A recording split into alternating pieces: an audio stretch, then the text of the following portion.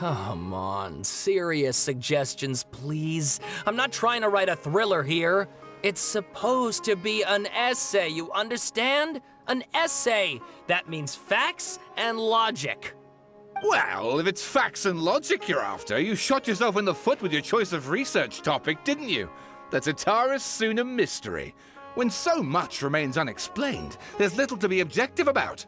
Unless, of course, you restrict yourself to textual criticism. Yeah, well, this is my teacher's area of research. I can't change that. But it's fascinating enough without having to sensationalize it, don't you think?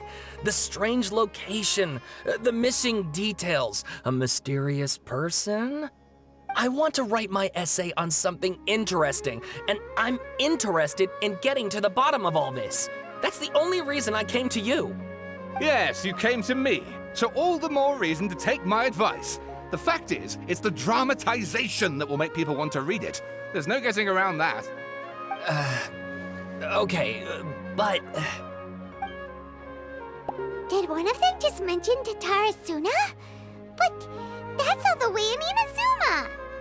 Is it just Paimon, or is it kinda unusual for someone in Sumeru to want to write a paper about that? Everyone here's just going about their business. Maybe it really is just Paimon. Guess people here are free to research pretty much anything. Great! Let's go find out what this Tatarasuna mystery is all about.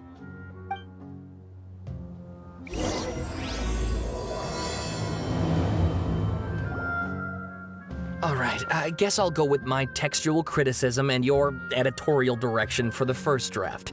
I have a feeling that the missing Kabukimono will end up being the main focus of this paper. If only we knew where to find that traveler. From what they say about her, this seems like the kind of thing she'd know about. Oh, you're the traveler, you say? Hey, what's with that face? Don't believe us? No, of course I believe you. Actually, I first heard about your great exploits when I was still in Inazuma. This is my first time coming face to face with you and your mysterious silver-haired companion. I couldn't believe my luck, and out of force of habit, I started, examining the evidence. Sorry. Oh, Sawada, for the love of... Sorry, we don't get out much, so our social skills are kinda lacking. Traveler, I hear you've helped many people a great deal and been to many places. Would you be able to tell us about Tatarasuna? Actually, we don't know much about that place either. In fact, we only came over here because we heard you talking about it and wanted to learn more. I see. My teacher chose this area of research as a personal challenge. He said it's difficult to get into because even Inazumans don't know much about Tatarasuna's past. But who'd have thought that... If you don't mind, I'd love to show you all my outline for the book I'm writing about Tatarasuna. Hold on, Sawada. Don't you think that's a bit of a deep dive or a first read? Well, fair point. In that case, please ease yourselves in gently by taking a look at Akaba's latest essay draft. Let me give you some background. This all started with the discovery of some records in Tatarasuna. The writings mentioned someone by the name of Mikoshi Nagamasa, who crafted a fine blade. But in the end, he threw it into a fire to destroy it, and killed his servant Katsuragi. Why? Well, no one knows. Apart from the swordmaker, his servant, and the one who wrote this all down, the records also mention a Kabukimono. This seems to be an Inazuman word for an eccentric stranger, someone who dresses funny or acts in an unusual way. That's right. Akaba's teacher has spent quite some time researching these events on the ground. This Kabukimono lived in Tatarasuna for a while before disappearing without a trace. And shortly afterwards, as Akaba mentioned, things got pretty ugly. So first this strange person goes missing, then a murder happens? Seems kinda fishy to Paimon. Yes, my thoughts exactly. So I helped out too. I asked everyone I could think of if they knew anything about what happened back then. And wow! Did I get lucky! Stop shouting! This part's important. I just wanted to make it stand out. It just so happens that a friend of mine works at the Government Records Office. He looked into it for me, and I can now confirm that all the aforementioned individuals did, in fact, live in Inazuma over 400 years ago. Even back then, Tatara Suna was already at the center of Inazuma's smelting industry. The man in charge was a government official named Niwa. Curiously enough, it seems like he went missing too.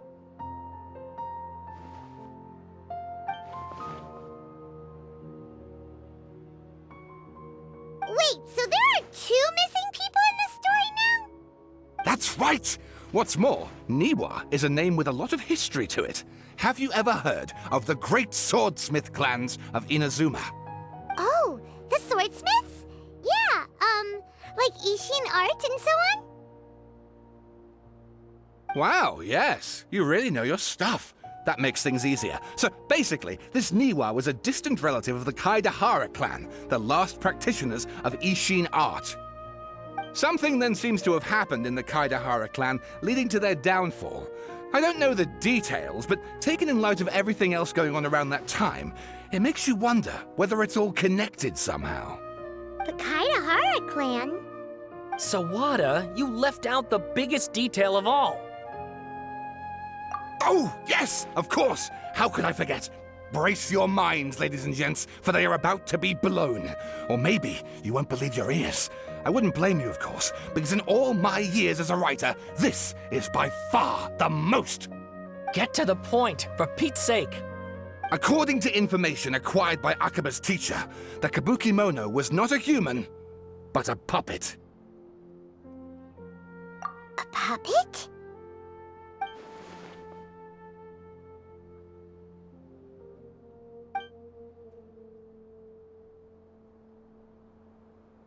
Aha! Judging by the looks on your faces, you do know something after all.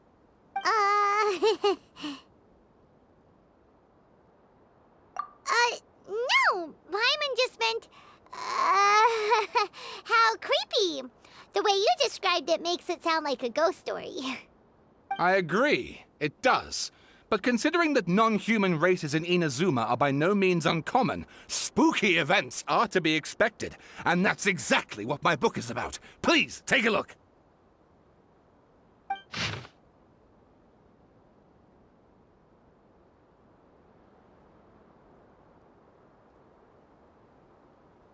Oh, and please read my essay draft as well.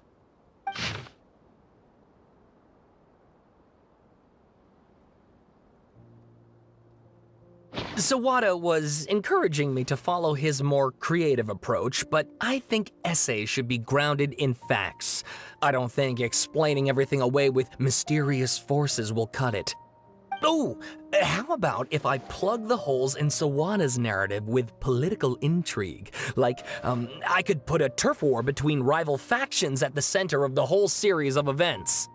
Wait, you're allowed to just make stuff up? Pretty sure you've gone from essay to guessay there. Akaba, look. Your teacher has researched this extensively. I've reached out to everyone I could think of. Whatever information we have now is all that there is to know. This is as much detail as you're ever going to get. Besides, if there really was a political power struggle going on at anything like the level you seem to be suggesting, what hope would we ever have of finding out the truth? Good point. Okay, back to the drawing board, I guess. Give me some time. I need to find a new angle on this. We have some other stuff to do, so we'll have to say goodbye for now. Good luck with your essay! All right, thank you. If you find out any more info about all this, please do let me know. Thanks so much.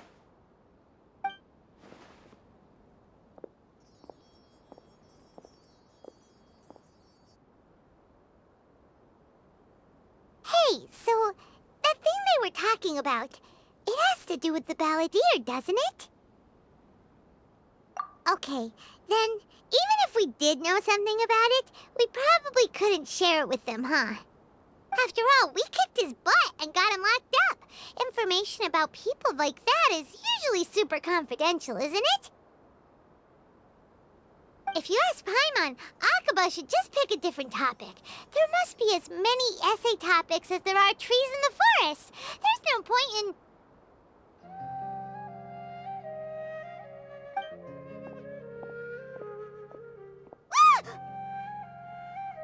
Hey, did you see that? He literally just went by, over there. It looked like... the Balladeer! No, it can't have been. He got locked up. Oh, quick, let's catch up and see.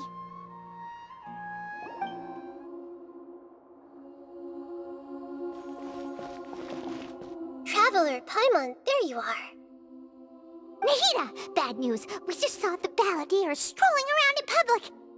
Did he escape or... Ah! It's him! Sure enough, you're here. Hey! What are you doing in the sanctuary of Surasthana? Aren't you supposed to be locked up?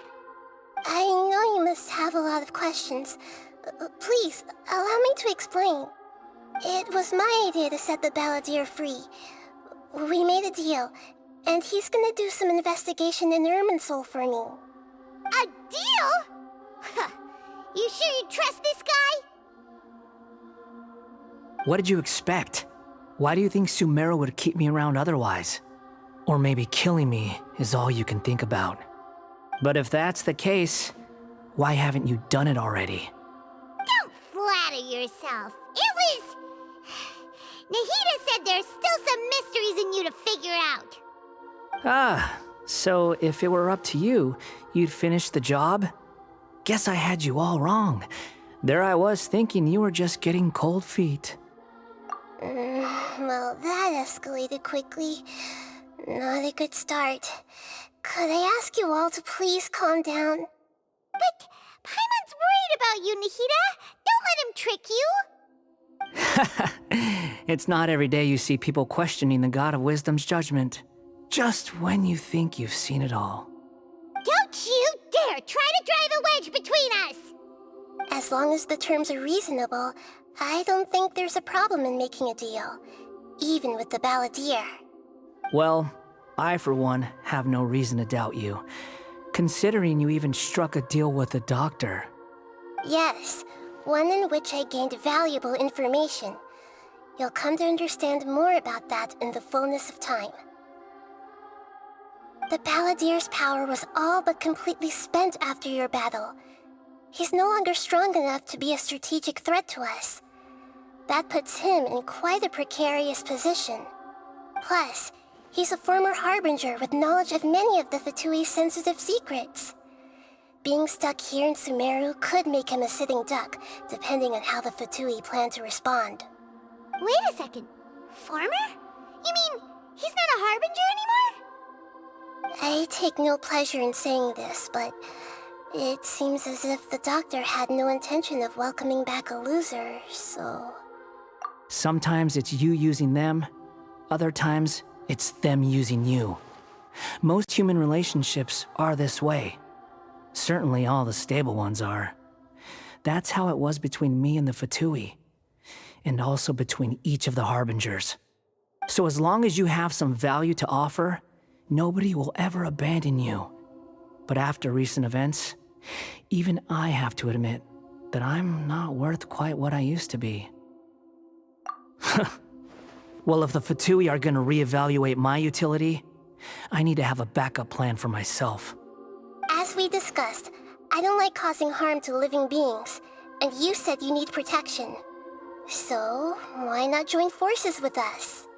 I think these two have made their objection to that idea fairly clear, don't you? And they're your friends, so I guess you'll be siding with them. Yeah, obviously! Nahida, don't listen to him! Then let's put that discussion to the side for now. We still have time. Today can be a trial run. Where we go from here will depend on how well we manage to cooperate today. All right, then I'll do what we agreed. Good. Go now, and keep in touch. Nahida, are you serious about this? Yes. have my reasons for this decision. In fact, I'm largely doing it for your benefit. Yes. As I told you once before, there's information about your twin in Irminsul. Oh, yeah. Actually, that's the whole reason we came to see you today. So, you have an update on that? Mm-hmm. You may remember me mentioning that the Fatui had not included your twin's details in the Descender category. This is an extremely important point. It's possible that the Fatui have other information that even I don't know about. And since the Balladeer used to be one of them, he'll be better acquainted with this information than I am. He was granted the power to connect with Irminsul when he almost became the god of a new era. Even though he no longer has the Gnosis, some traces of its power remain in him. He can still connect. The amount of information in Irminsul is vast beyond description. Sifting through all of it without knowing what to look for would take too long, even for me. So I asked the Balladeer to search in Irminsul for any information about the Descenders. He's more familiar with this kind of information, and should be able to find it more quickly. Exactly! Or what if... Paimon just doesn't trust him! He's treated us as enemies every time we've run into him! I understand. But sometimes, everything is dictated by which side you're on. How things will go in the future depends on what information he brings back. And Traveler, I know what your heart desires most of all. Our minds have connected several times before. There is a corner of your heart reserved for an intense longing. A feeling of being all alone in the dark, searching for the one candle whose light still burns. As Sumeru's deity, it is my responsibility to be on guard against the Balladeer. But as someone who counts you as a friend, I want to do something for you. If this deal with the Balladeer can give you the answers you've been longing to find, then it's worth it. It's my pleasure, really. You're Sumeru's hero. You've more than earned it. Paimon's still worried about this idea. Is there anything we can do to help? I was going to contact you about that, but then you suddenly showed up on your own accord. Seems like we have a telepathic connection. In fact, I was going to ask you to supervise the Balladeer on my behalf while he carries out the task I assigned. Even though he only has a fraction of his full power left, that's still a fraction of a former Harbinger. If you could accompany him, it would put my mind at ease. Of course, I'll be there to help guide you through Irminsul from the outside. Great, thank you. Prepare yourselves. I'm going to transport you into Irminsul.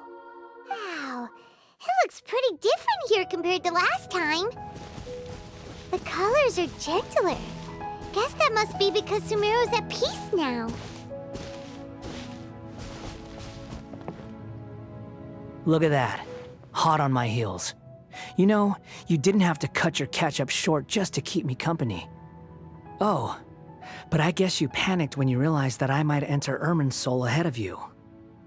Shut your beak, jailbird!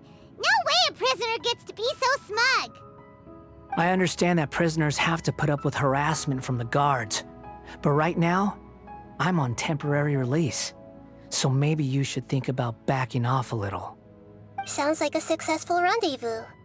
I need to be quite clear about something. In a few moments, you'll be entering into the innermost region of Irminsul. It is an environment like no other, and the most important place in all of Sumeru. Unlike anywhere else, Irminsul's inner region consists exclusively of torrents of information. You must put aside your differences and be extremely careful as you navigate your way through. I know there are many grievances between you on both sides, but it is essential that you remain calm after entry. This is as much for your own safety as anything else. Fine, let's call it truce, but only until this mission's over. Let's cut each other a little slack, shall we? We are gonna be traveling together after all. Per my agreement with Lesser Lord Kusanali, I'll be at the front. It's my job to lead the way and get rid of any obstacles in our path. All you have to do is keep your pretty eyes open and try not to fall behind. You sure are confident. Paimon will give you that. You make it sound like you're even more experienced at adventuring than us. If there are no further objections, I suggest we get going. Or did you need some time to mentally prepare yourselves? Ew! Ugh, the snark on this guy, it's unbearable. We can start now. Irminsul access granted. Initiating connection procedure. Is this a small sapling? Oh, darn it! Come on, let's catch up with him. Wow. So this is the inside of Irminsul. Ooh. Paimon's never seen anything like this. And it feels like a sacred place. Irminsul is closely intertwined with the entirety of Teyvat. Every bit of information flowing here means something. Pick your jaws up off the floor. It's time to go.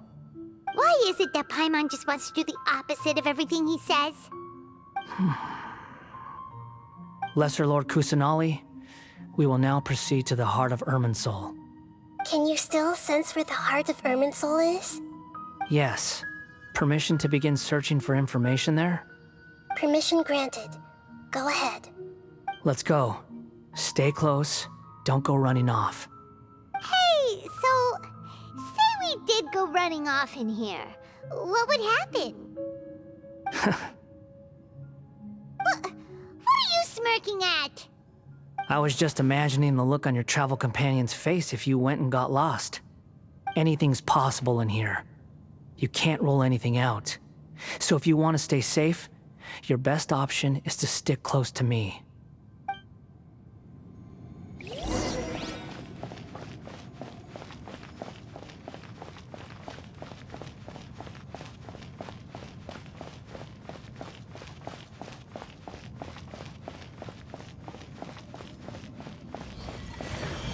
These sapling things have spread out. Those are all packets of information from inside Irminsul. Be careful not to touch them.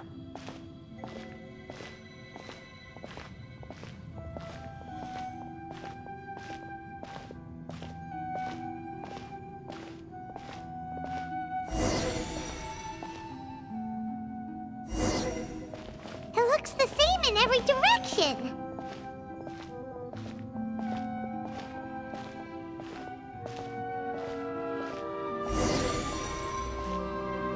No wonder he mentioned about getting lost. Huh. What do you know? He was actually telling the truth. Is he mocking me again? What is it this time? There's a time and a place to lie, but this definitely isn't it. So why don't you relax your guard a little?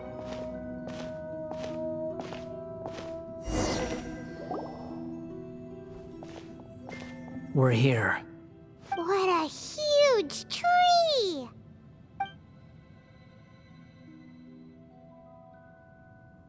Lesser Lord Kusanali, Good, you made it.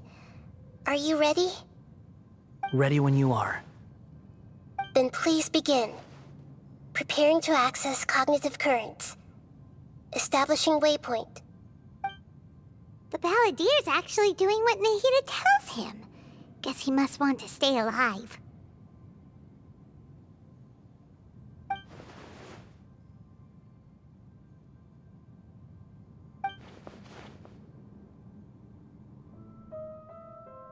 The rest is up to you. If you discover anything at all, make sure to share it with us. Will do. Huh. For once, we're the ones with nothing to do. Traveler, Paimon, would you like to talk? Yes, I've also invited Paimon to join. Huh? What the? talk to each other inside our heads?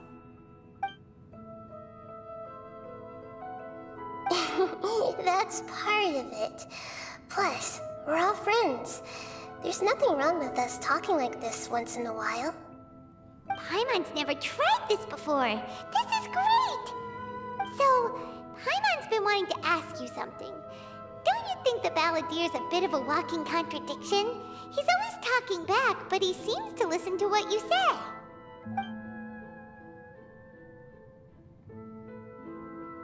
As I've told you before, there are still some mysteries for him to resolve. Things that are clear as day to me, but that he has yet to understand. Perhaps today will be the day that he finds some answers.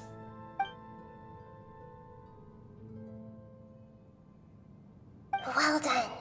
Smart and attentive as always.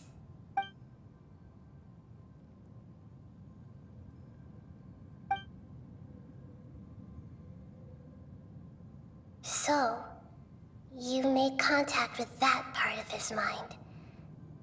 Well, it's true. Betrayal turned the Balladeer into the person he is today. Huh. Paimon thought nothing could get under that guy's skin. Turns out, he can get hurt and angry just like anyone else.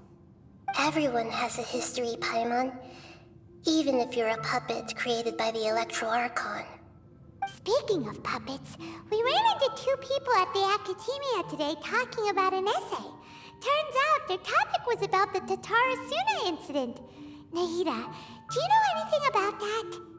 If you mean the mysterious events, the Kabukimono and so on, yes. I know about all of that. Really? Because from what they were saying, it sounded like lots of Tatarasuna's history is still unexplained. And most of the information we have now is just from people filling the gaps with their imagination. At least that's what they thought. Oh? How interesting. Those two managed to deduce quite a lot through guesswork alone. So the Gesse got it right? Well, they guessed right about one thing. Tatarasuna was sabotaged. Must be a riveting conversation you three are having. Funny how all the good ones happen when I'm not involved. What makes you think we're talking to each other? Don't insult me. You're having a private conversation without me. Obviously, I must be the topic of said conversation. Of course you do. You can't have your prisoner knowing too much. So, have you found anything yet? Still looking. Don't get your hopes up, though. You and your twin come from outside this world. It wouldn't surprise me if there was nothing on either of you in Irminsul at all. Wait! How did you know about that? Did Nahida tell you? It's not like we've never met before. And anyway, you're world famous. It'd be more surprising if I didn't know a few things about you. Right now, we have to keep the peace. I'm not interested in creating more misery for myself. And making cordial conversation is something I can manage. Huh? Wait. This light. It looks similar to those saplings. What could it be? Anonymous data. Hey, don't you forget the agreement! You have to share it with us! Shh. Just wait. Mr. Niwa, are you certain this is worth the risk? We are talking about Tatarasuna's furnace, after all. It may not pay to act rashly. There's no one else who can enter the furnace. It has to be me. Is that so? Well, since you insist. It's...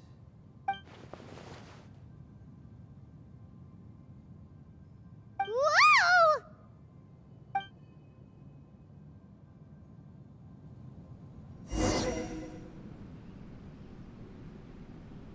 I have been in Tatarasuna for some time now. You have shown me great hospitality, as has Mikoshi Nagamasa, and indeed, everyone else. Under your leadership, Tatara Suna is a warm, welcoming place. Like a giant village. People are gainfully employed. Their lives have purpose. They are motivated. As I understand, the Raiden Shogun has, in recent years, eliminated much of the evil that plagued Inazuma. As for Tatara Suna, it was originally established as a means of safely disposing crystal marrow. The forging industry with crystal marrow as a raw material has since flourished, giving rise to generations of swordsmiths. Some world-renowned, others unknown, all passing on their legacy. Skills, blood, dreams. Every smith brought into this trade looks to find their purpose between steel and blade. That is why you accepted the proposal brought to you by myself and Akame. Yes, well, were it not for you coming to Inazuma and happening to make Akame's acquaintance, the two of you never would have joined forces. And he would be the first to admit that there's no way he could have revolutionized our forging process like this on his own. At least not on the same timescale. You allowed Akame to take all the credit for a method that you jointly developed. He sold it to me, and now every piece of ore here is smelted using the new technique. Even now, you remain one of Tatara Suna's key consultants, working right here alongside us. I believe it is you, sir, who are truly responsible for the changes in our manufacturing and forging methods. You flatter me. From the outset, I saw much that was commendable in the forging industry of Inazuma, and it has been my great honor to befriend you all. So you say, Escher. But is this really the truth? My good sir, what do you mean? I tried to resist thinking it was all connected. Because I didn't want to speculate. And I didn't want to believe that things could turn out this way. What have we gained from adopting your new technology? Ominous black smoke? Mounting production problems? Worker fatigue and casualties are up and continuing to rise at an alarming rate. And recently, as you well know, someone died because of that strange filth inside the furnace. We've kept the truth from spreading outside, but still, I suspect you understand it better than I do. None of the people who went out to get help have come back.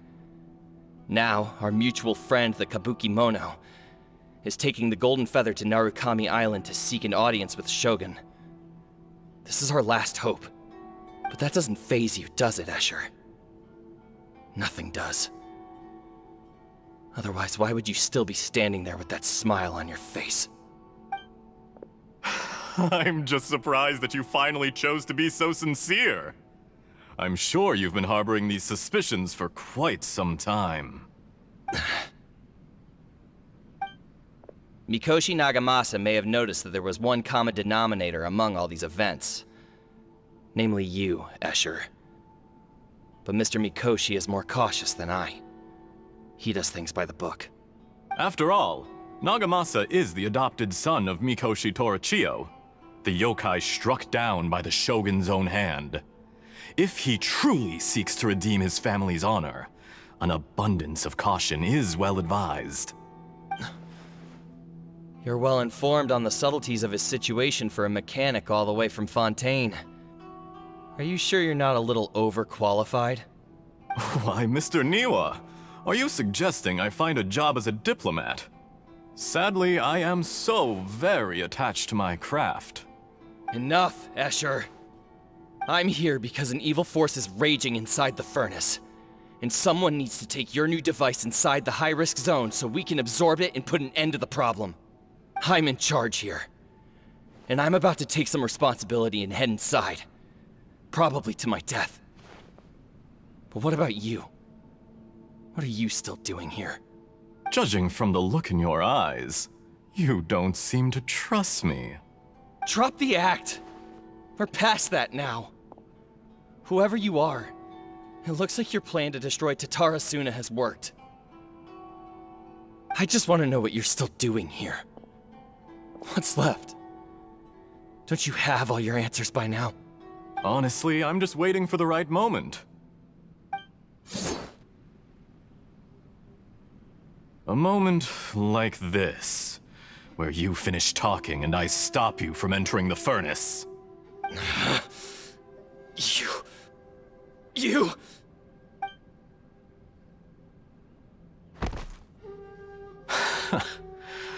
You're a little smarter than I initially gave you credit for. I thought I'd disguised myself exceptionally well, at least for the first few days. But to my surprise, you had your people look into my background right from the start. It's a long journey from Inazuma to Fontaine, but that didn't stop them. Eventually, they managed to confirm that Escher was an alias, and that I was not from Fontaine at all.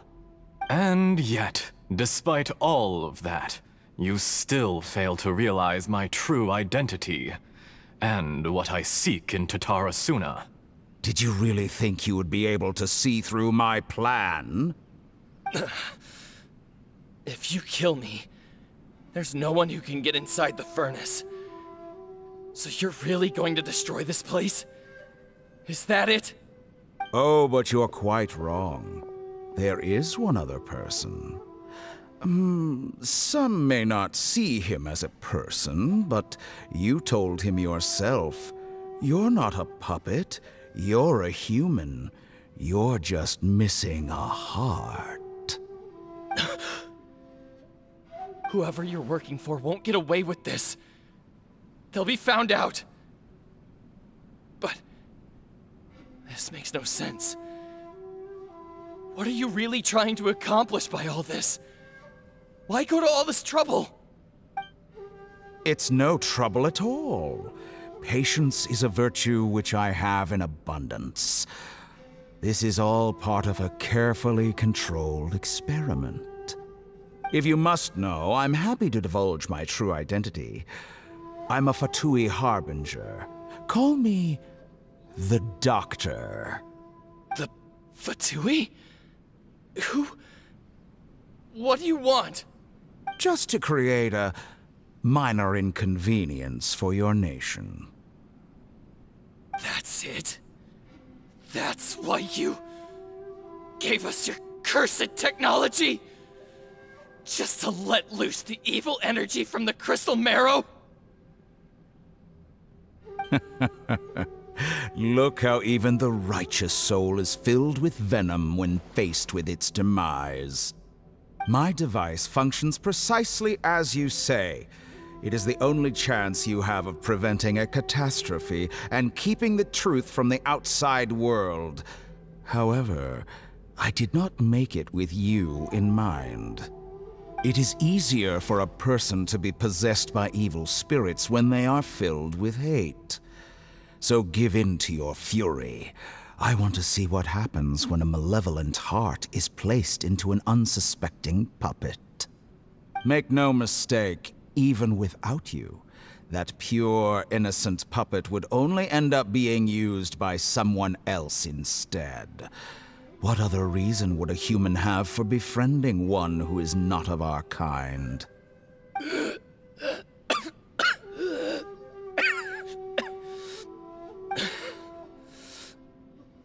If you give him my heart, tell him that both Nagamasa and I see him as one of us. He has nothing to prove to anyone. Because not everyone just wants to use other people. The only ones who think like that are people like you. What a beautiful way to see the world. It almost makes me feel a little guilty. Then out of respect for you, I shall redefine myself. Think of me as a monster or a demon, if you wish. At least this way your death is not a consequence of your own folly turning you into an easy target. You simply lost to something more powerful than you could ever hope to defeat. I say, Mr. Niwa, let's see what happens. Will your puppet friend become a human? No, that will prove quite impossible. Mr. Niwa, already dead. What a pity. Jester, I have completed the task you gave me, creating a gap and infiltrating Inazuma's inner workings. What fun it was. I'd like to introduce a puppet to you. If he proves useful, let's make him our newest comrade. And if not, let's turn him to dust. Hey,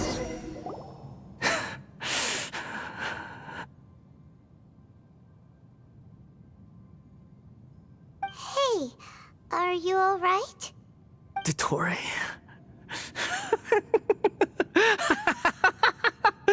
Dottore!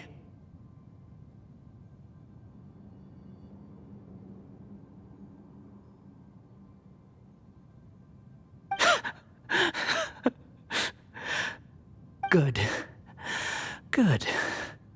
Was that the doctor?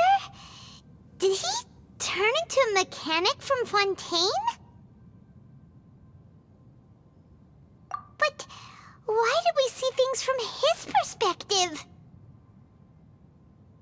When I touched the doctor to confirm whether he'd eliminated all his segments, I read this memory in his mind. You have to admit, it must be the truth. Maybe so, but it means nothing. Does it? But this memory shows that Niwa didn't betray you. He never meant for you to be the one to take the device into the furnace. You know very well what that means.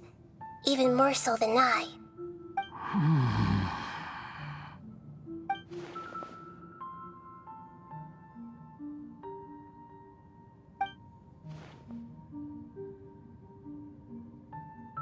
Let's give him some space.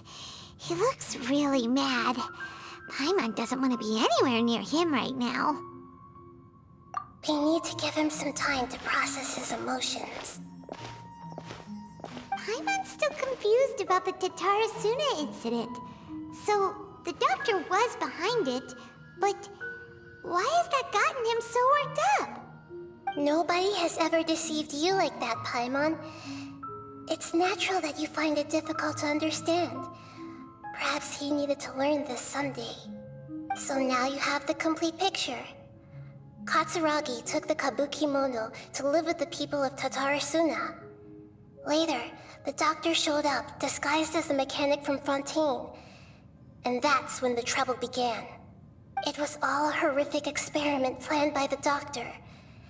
Everything he did was just to plant seeds of disaster in Inazuma that would bear fruit in the future.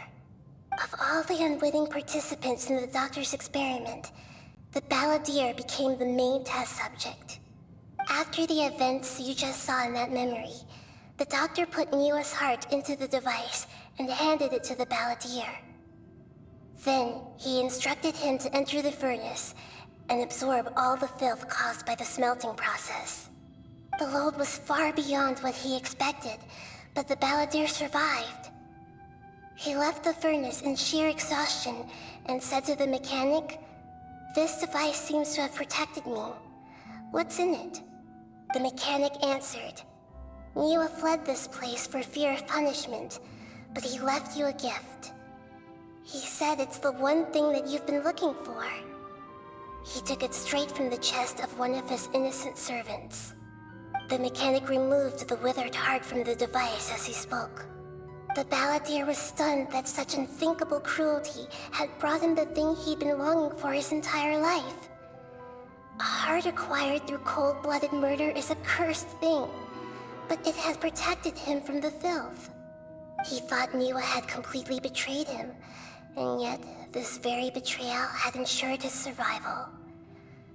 Overwhelmed with anger and sorrow, the Balladeer threw the heart to the ground and left Tatarasuna without looking back. Holy moly. So the doctor killed an innocent man and pinned everything on the victim? That's terrible.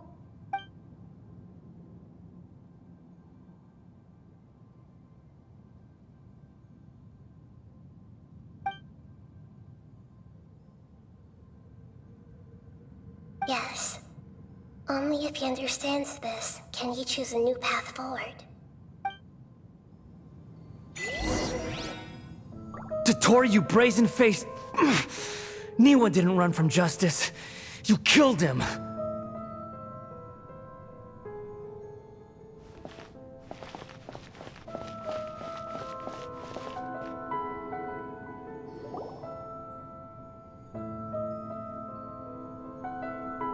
Shall we see how he's doing?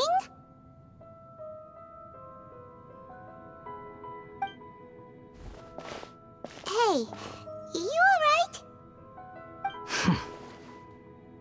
That's a scary expression. Are you worried about me? If we didn't have such a history, I'd almost think that qualifies me to be your friend. It won't. I'll keep my end of the deal.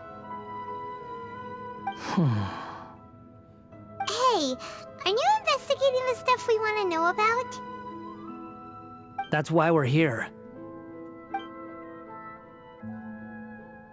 But unfortunately, there's no information about the Descenders in Irminsul. Even if you can't find anything, that seems to confirm it. Irminsul does not keep records on the Descenders. Anyone who comes from beyond this world is not counted as part of Teyvat. Oh, does that mean we have to leave empty-handed? Don't thank me just yet. You look really upset.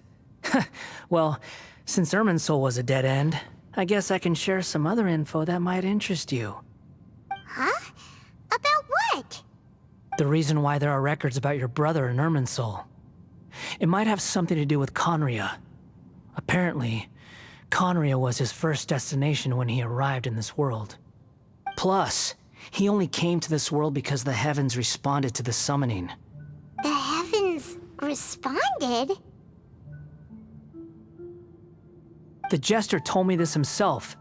You can take his word on this. He was a royal mage in Conria, and lived with your brother for a time. I don't know the details. It's up to you whether you want to believe me. All I can say is, I wouldn't lie to you about this. Did you get all that, Lesser Lord Kusanali? Yes.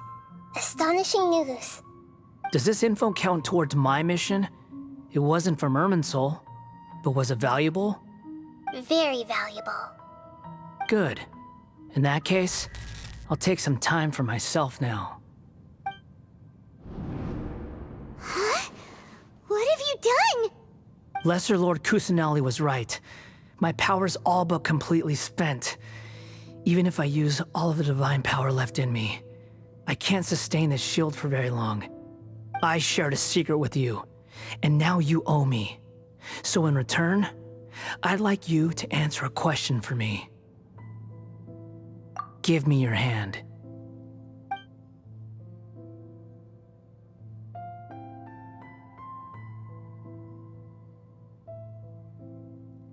Can you hear my voice inside your head? No, I can't do anything like that anymore. At most, all I can do is exchange a few words with you. So tell me, in this world, is it possible to change the past? Done. Huh? What the? What happened? Paimon only saw you hold hands for a second. Nothing. I was just thanking her for helping me.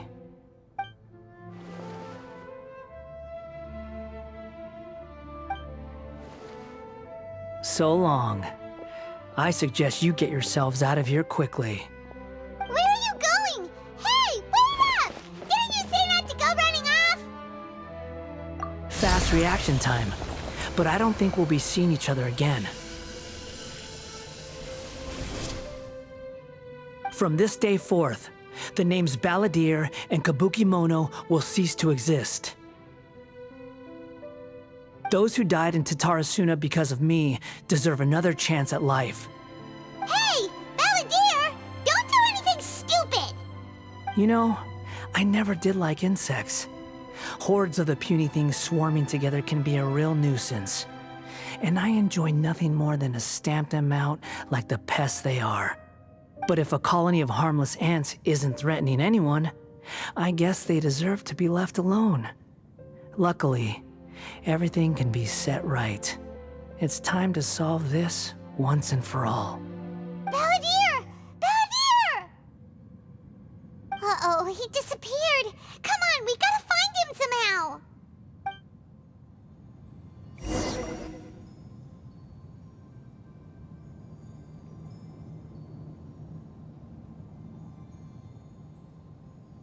Oh no, he's really gone!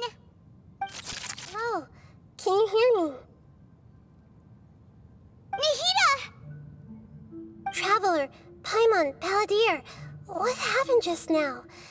I was suddenly cut off by some kind of power. It was the Balladeer's fault. He shut you out!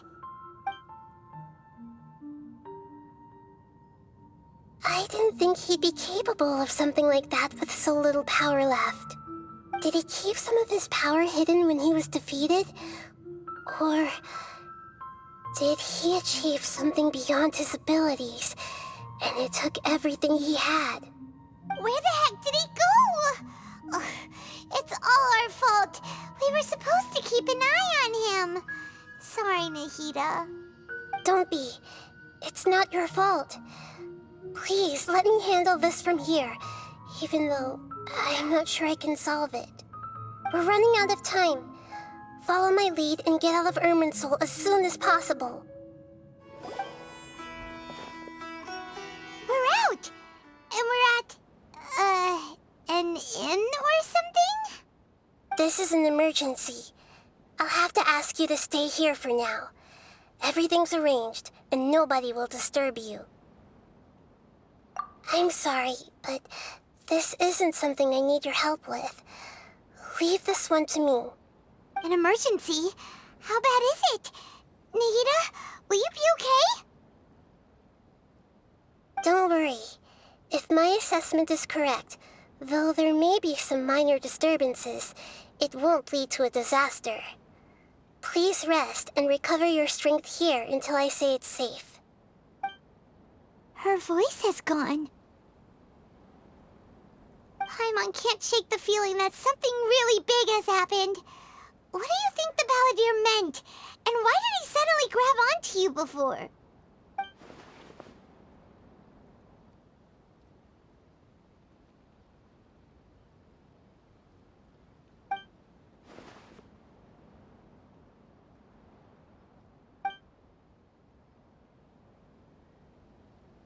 He wants to change the past? But surely that's impossible! Right! You can't just rewrite history! All that stuff happened already in real life! It's like, imagine Paimon drank all the water in this inn. Even if no one was there to see it, Paimon would sure as heck remember drinking it. So, why does Paimon still have a bad feeling about this? Paimon can't help but feel scared about what he might do. Oh, Paimon's so confused. Huh? Ah! Sorry, Paimon accidentally... It's the Balladeer's fault for causing Paimon all this mental stress. But erasing yourself from history? It's unthinkable. Is that really possible in Irminsul? Uh-oh. Paimon's head is overheating from trying to understand what he's up to. And it's still not working. Ugh. Paimon's had it with that little brat. He's been nothing but trouble ever since we met him. There's no way he'll actually succeed, right? Otherwise, won't everyone who's connected to him be affected too?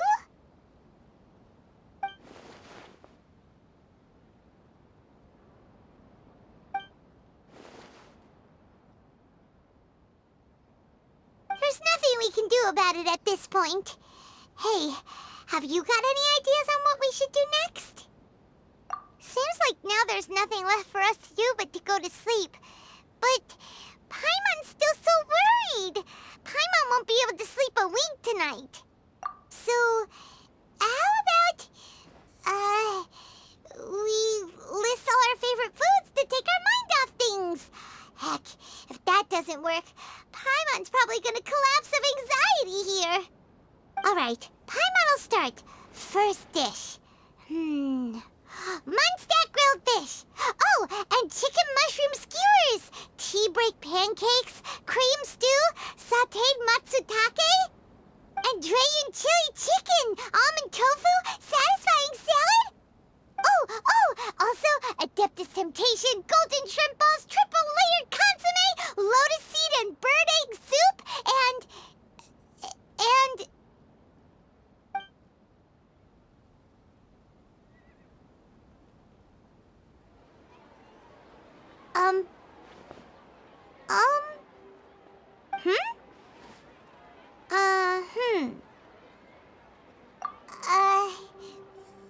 what was Paimon supposed to be doing just now? Paimon was, talking? Huh. Paimon suddenly can't remember what she was talking about. What was it again? The Balladeer? Is that a food too? Huh. Weird name, though.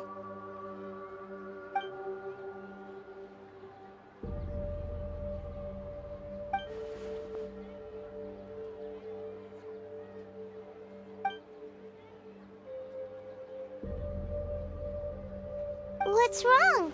Your eyes are like saucers. Was it something Paimon said? So, the Balladeer. Is that someone's name? 'Cause it sounds like a nickname or something.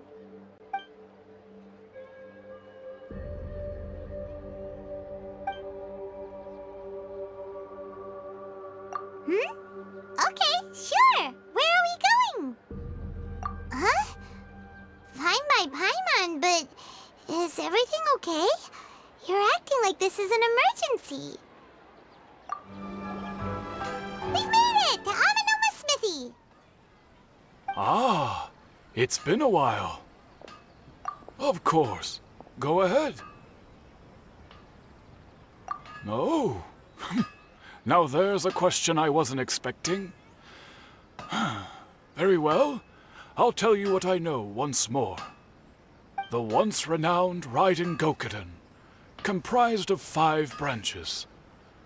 Amenoma, Futsu, Ishin, Hyakume, and Senju. The art of forging practiced by these 5 clans was first taught to them personally by the almighty Shogun. Over time, the 5 branches diverged from one another as generations of bladesmiths honed and perfected their craft until they became 5 distinct traditions. Most of the great swordsmith clans of old have since fallen into decline, and for a long time, only the Amenoma branch kept its art alive. But fortunately, Kaedehara Kazuha recently returned to Inazuma and took up the mantle of the Ishin art. Now, 2 clans remain of the original Gokuden 5.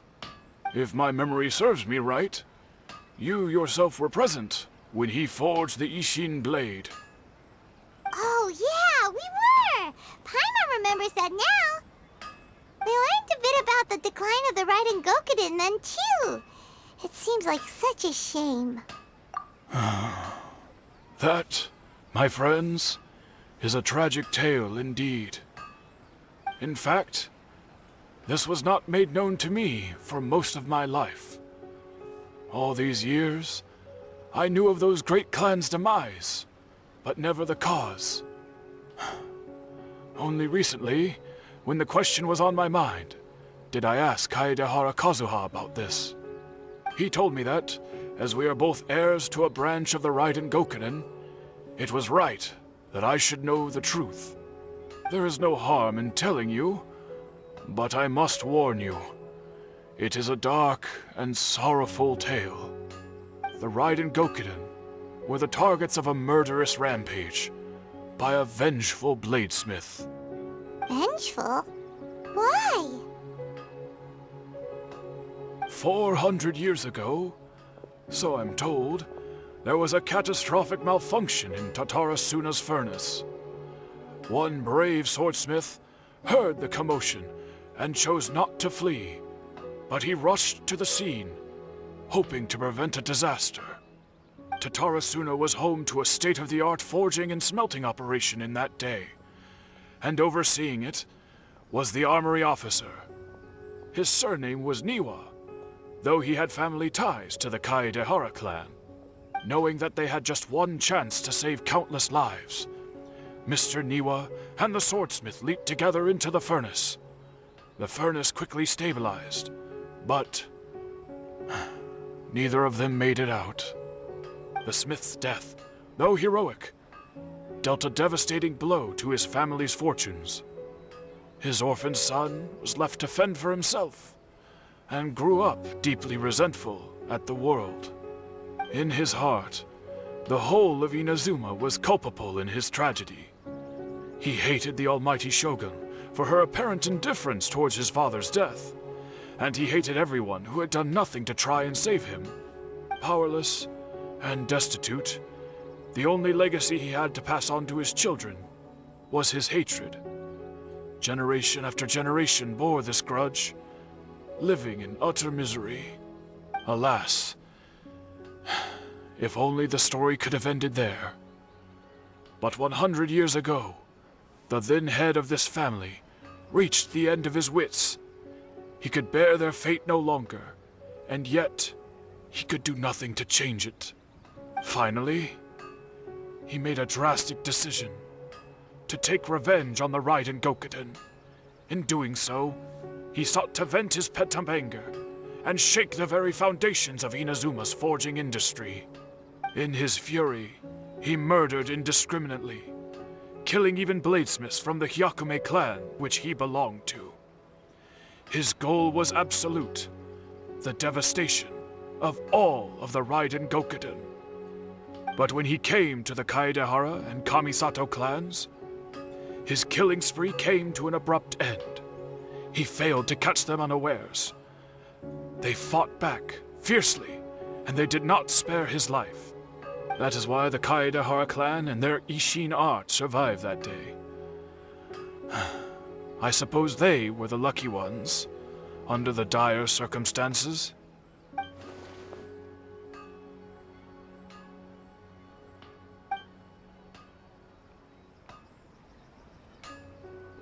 Was there anything else you wanted to ask? Kazuha? Why, yes. Just yesterday, in fact. We spoke for a while over some tea. He seemed well.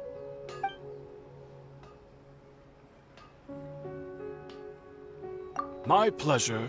Don't tell Paimon. There are other places you want to visit too, right? Your expression says it all. You can't hide anything from Paimon. On to the next stop! Lead the way, traveler! Paimon will be right behind you!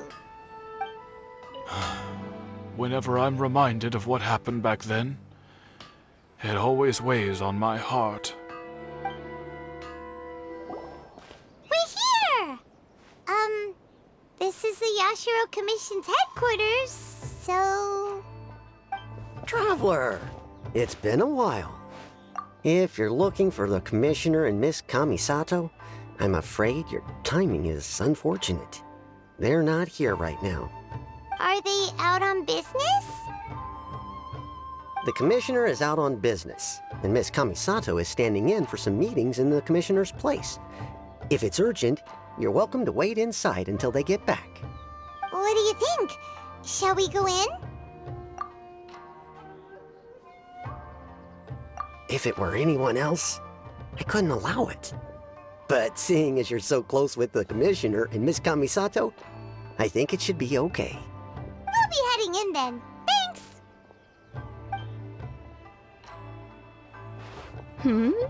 Hello, dears. Is there something you want to say? Of course, traveler. Yes, I know who you are. Miss Kamisato has told me about you. What would you like to know? Oh, they're both very well indeed. Lately, Miss Kamisato has been rather busy attending all kinds of meetings and occasionally paying visits to some local organizations on the commissioner's behalf. As for the commissioner himself, well, you know, busy as ever. That much hasn't changed. Although he does seem to be in a rather good mood these days. So pretty much business as usual on the Yashiro Commission, huh? Very much so.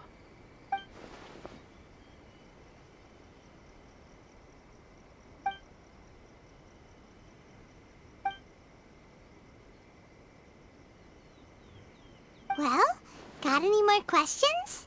You're very welcome. In fact, I would love nothing more than for you to come and visit more often.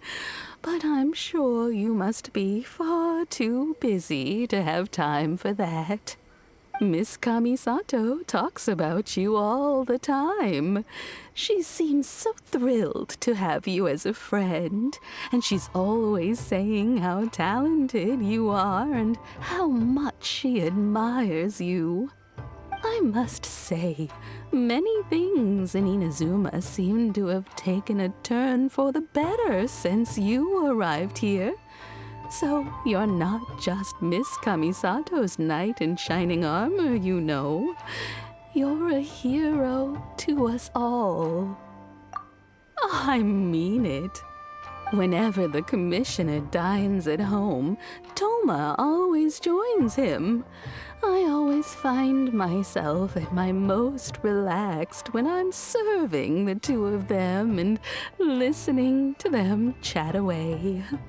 The commissioner has such a busy schedule that he doesn't always have the chance to take his meals at home. But given the opportunity, he always prefers to dine here. They say it's because Toma's a much better chef than most. Oh, the commissioner is so fond of home comforts. They get to talking about you sometimes, too, you know. Always with a very fond tone. The way one would talk about dear old friends around whom one can truly be themselves. Miss Kamisato occasionally joins them as well. Whenever the whole family gets together and they start talking about people they've met and experiences they've had, you always get a mention.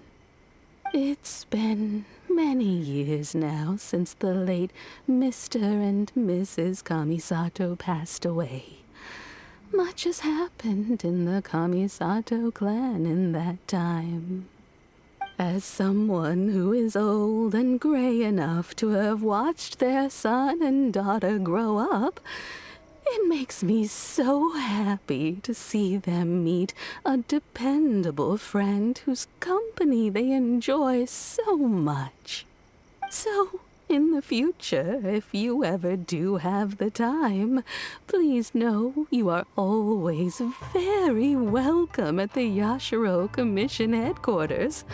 There will always be at least one old lady who would be delighted to have the pleasure of your company. Wonderful. Thank you. Paimon likes it here too. Also, you were saying something about the food here being really great. Paimon's itching to try it. We may just have to invite ourselves around for dinner sometime. Paimon meant we should come pay a visit again real soon. Ideally around dinner time. Of course. You're always welcome. Alright, goodbye for now. Where are we going next? Great! Goodbye, ma'am! Don't worry, we'll see ourselves out. All All right then. Take care now. Hope to see you soon. Oh, are you two leaving already? Yep, everything's taken care of now. Don't worry. Very well. Safe travels. Goodbye. Safe travels. Goodbye. Well, here we are. But what are we looking for? Something or someone? Do my eyes deceive me, or is that the Traveler and Paimon? Xavier, what are you doing here? I was in the general area, and now I'm in this specific area. There, that's me. So what about you two?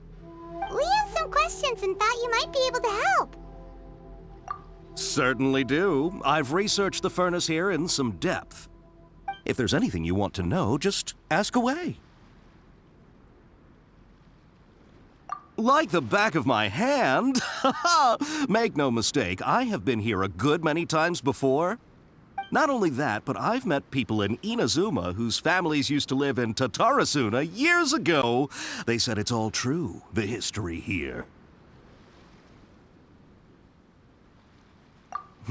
Oh, well, it's a long story, don't you know? The tale of Tatarasuna starts a long time ago.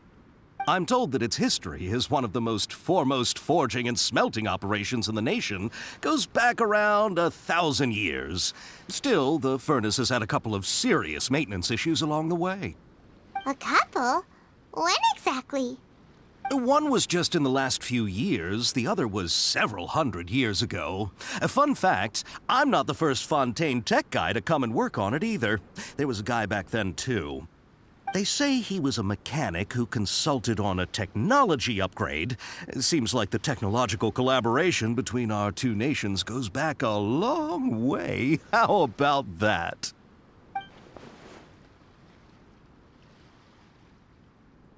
Hey, weren't you gonna ask Xavier something about Tatarasuna? Come on, ask already. Oh, I didn't realize you two were here for a history lesson. Me neither.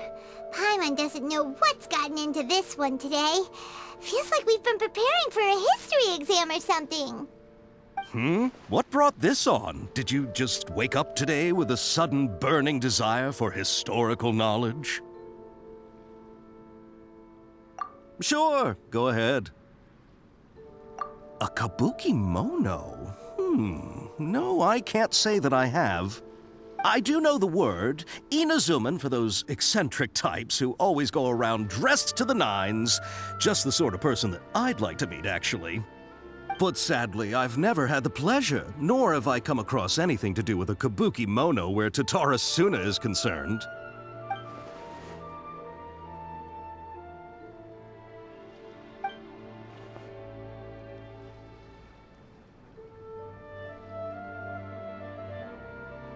Of course! Don't mention it. Oh, we're leaving?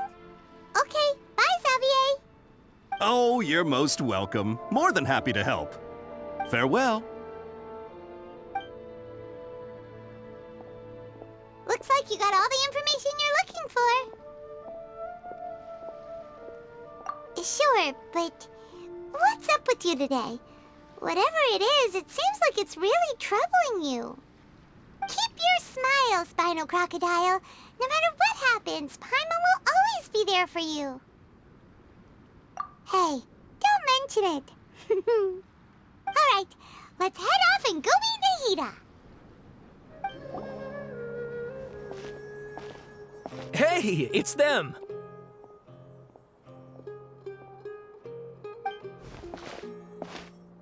Akaba, Sawada, you're still here?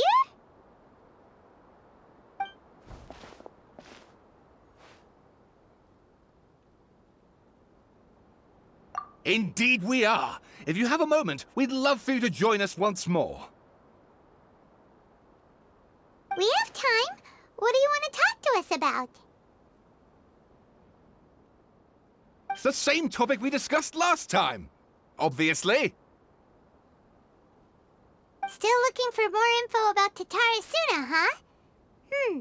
Should we join them? Unfortunately, we haven't made any real progress. Huh? Oh, of course. I presume you'll want to read mine as well. Here.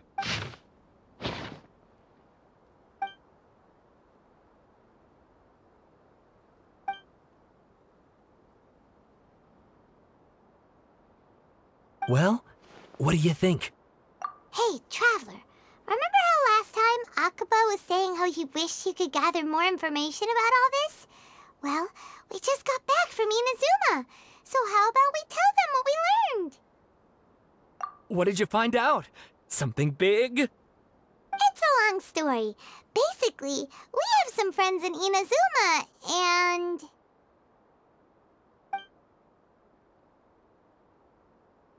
Wow, so many new details. Thank you so much for sharing that with us. Well, well. So it all comes down to one man's desire for revenge. Huh. You heard this from a member of the Armanoma clan, you say? Then I guess it must be true. Ugh. So there's no ghost story here after all. This new information actually lends further credence to my hypothesis. Evidently, swordsmiths were seen as having an incredibly prestigious role in society those days, to the extent that harming them was conceived of, at least by the perpetrator, as a way of exacting revenge against those in power. Yes, okay, point taken, you were right. But that doesn't mean I can't carry on with my novel. And they're back at it. These guys are really into this. Oh, so sorry. Look at us, prattling on about our projects and ignoring you. Thank you so much for the information. You're welcome. See ya. Keep us in the loop if you find out anything else. Will do. Great! I can finally move forward with my novel. But what a sad story. I don't know what I was expecting, but I never would have guessed this. Nahida, we're here! Traveler, Paimon, how have you been? Ugh, where to start? Paimon hasn't had a moment's rest this whole time. That night, we ended up chatting and chatting until suddenly the sun was up. And then she decided she wanted to go to Inazuma. The Balladeer? It sounds like some kind of code name. You look troubled. Is there something you need to tell me?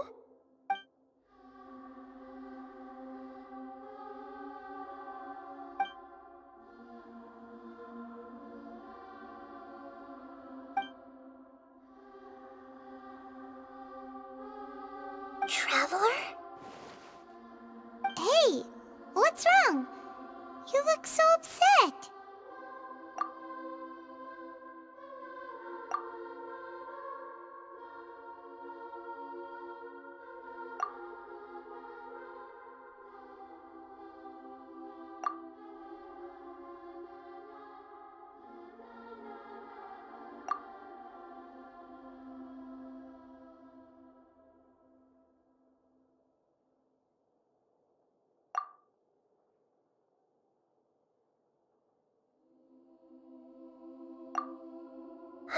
That's quite a story. So, this puppet known as the Balladeer erased himself from Irminsul, hoping that he could change the past. But how was he even able to do that? As the Traveler said, he very nearly became Sumeru's deity. Admittedly, I remember it a little differently. I don't recall finding anyone inside the machine after we defeated it. Nevertheless, it does make sense. If someone were to successfully erase themselves from Irminsul, the world would change to reflect the new reality. So, you believe this person really existed, and we just don't remember him because... well, because he literally changed the world? Yes. Theoretically speaking, It is possible to do this. But I'm struggling to imagine the kind of person who would dare go through with it. The Traveler comes from a world beyond Javat.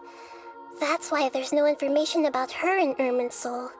And it also explains why any changes to Irminsul wouldn't affect her. So if there's anyone in the world capable of retaining memories from a past that has been rewritten, it's you. It's quite incredible when you think about it. Paimon's having a hard time understanding this Balladeer guy's motivations. Why did he do it? I can only make inferences based on the information we've been given. As for what kind of person he was, only you remember that.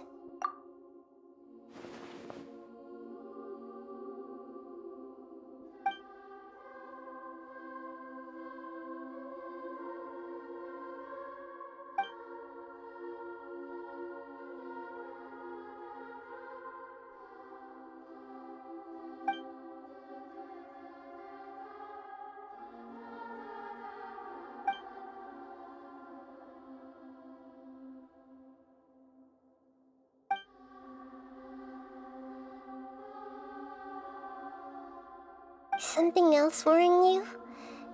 Something that you can't share? It couldn't change the fate of the ones who had died, right? Once the Balladeer realized he hadn't been betrayed after all, it must have completely changed his view of the people of Tatarasuna. Now he saw them as friends again. He couldn't keep hating humans after that, and if he thought there was a chance he could save his old friends, it would be hard not to try. The story makes sense, every part of it. The Balladeer tried to achieve godhood with the doctor's help. He was unsuccessful, but retained the power to connect with Irminsul. That power then enabled him to change what was recorded in Irminsul and erase himself, even though he didn't have much strength left. Yeah, it does make sense, but it still ended in tragedy for his friends. It just feels so hopeless. He gave everything to do this, but it seems like he got nothing in return.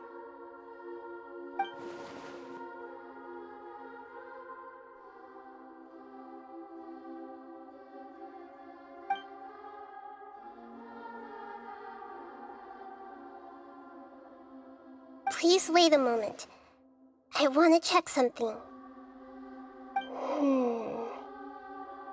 Found it. This should be the one. It turns out that I have a strange way of confirming everything she has told us. What is it? A record from a personal collection. It was tucked away in a corner. You should take a look.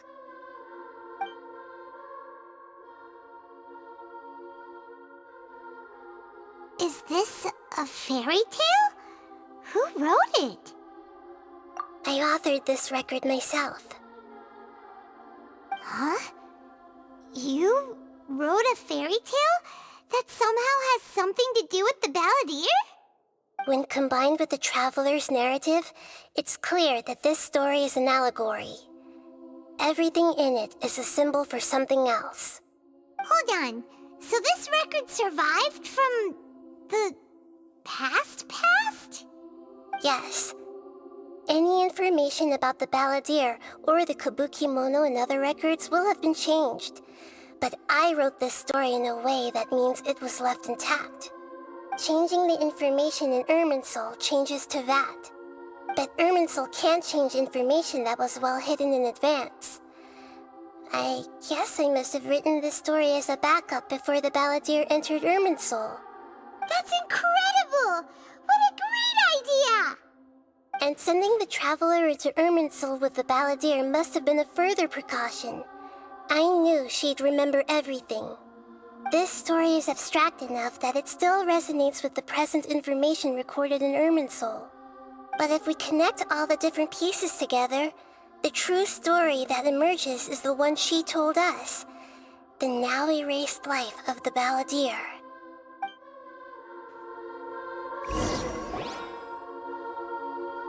There was once a lone monster draped in fox fur. The monster found a family of foxes, joined them, and they became friends. The monster lived with the family day and night, and everyone treated it as one of their own. Once in a while, the monster would take off its fox fur at night and lament to itself as it gazed at its reflection in the water. I am a monstrosity, yet they are too foolish to see it. I pity them. But the monster soon found solace when another came to live among the foxes who was not their kin. A kitten, carved from the wood of a white tree who had been abandoned by the humans. The kitten too wished to become a fox, but its tail was too slender and it could not grow a coat of richly colored fur. Yet when the other foxes saw this, they spoke words of comfort to the kitten. Even without a tail and fur like ours, you are still one of us. Furious at this happy resolution, the monster lit a fire on the mountain. The terrified animals panicked as the fire spread. The only way to extinguish the flames was to make a sacrifice. A gray fox stood up and addressed the monster. It said, "You are the cleverest among us. Surely you can help us find a way to solve this." The monster smiled, led the fox toward the fire, and murdered it. The gray fox's heart was turned into a beautiful drop of water, clear, spotless, and pure. The monster gave the heart of water to the kitten, telling him, "The foxes have decided. You are the one who must be sacrificed. Take this, quench the flames, and die for your fox kin." The fire was extinguished, but the kitten lived.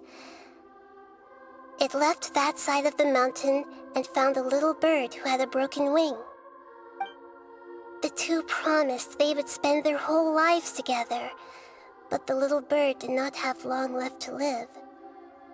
It passed away soon after. After burying the bird, the kitten left the mountain for good. Never again would it cherish a single creature, nor a single blade of grass that stood on that mountain. The kitten spent the nights wandering aimlessly, gnashing its teeth at the moon.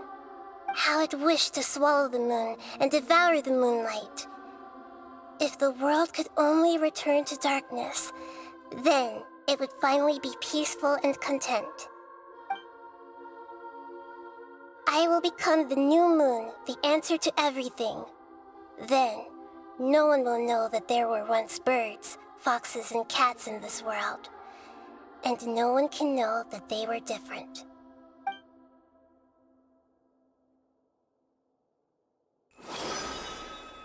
We solved it! I remember now. This is not just the Balladeer story. It is his very own memories. I made a backup so that it would be preserved no matter what happened. To become a god, he was experimented on and modified countless times.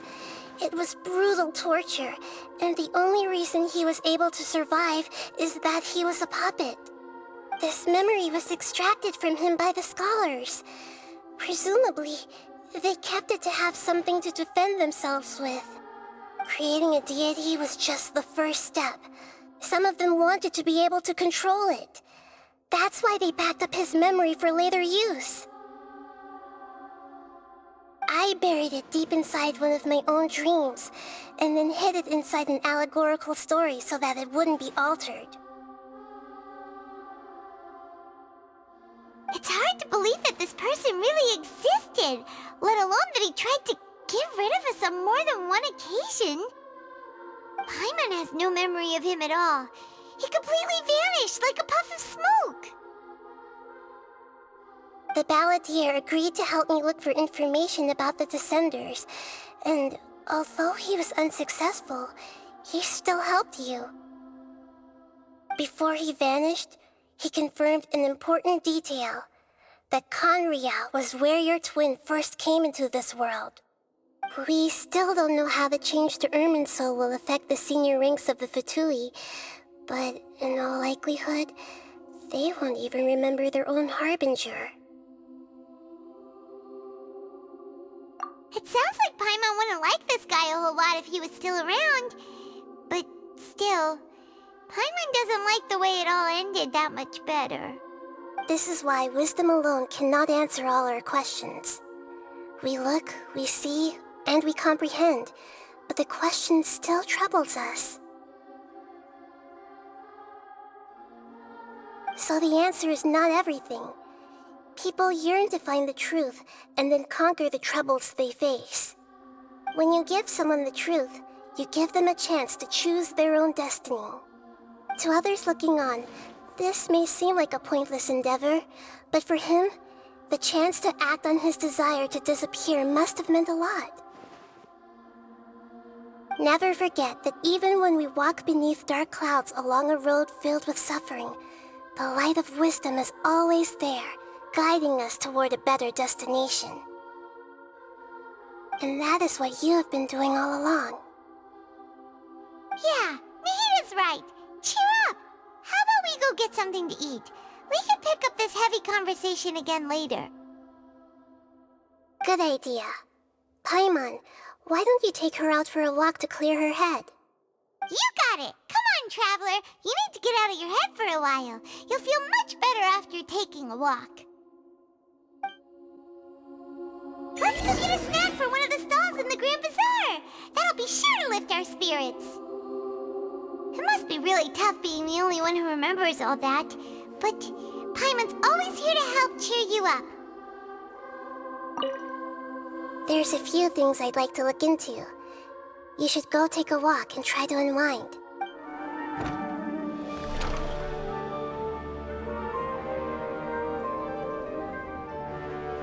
We're here! What should we eat first?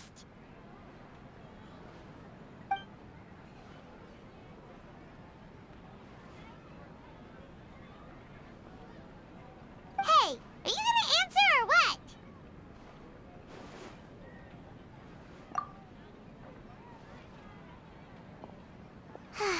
Alright, whatever you want. Well, Paimon will be right here when you figured stuff out. Then we can get something to eat.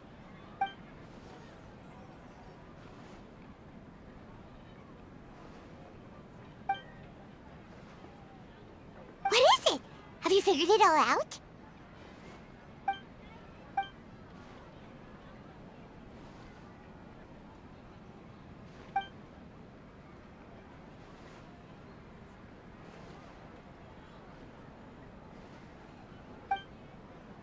Why'd you jump up all of a sudden?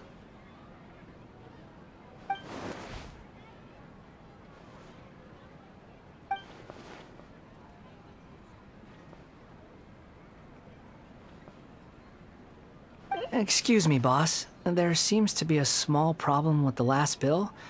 Look, here.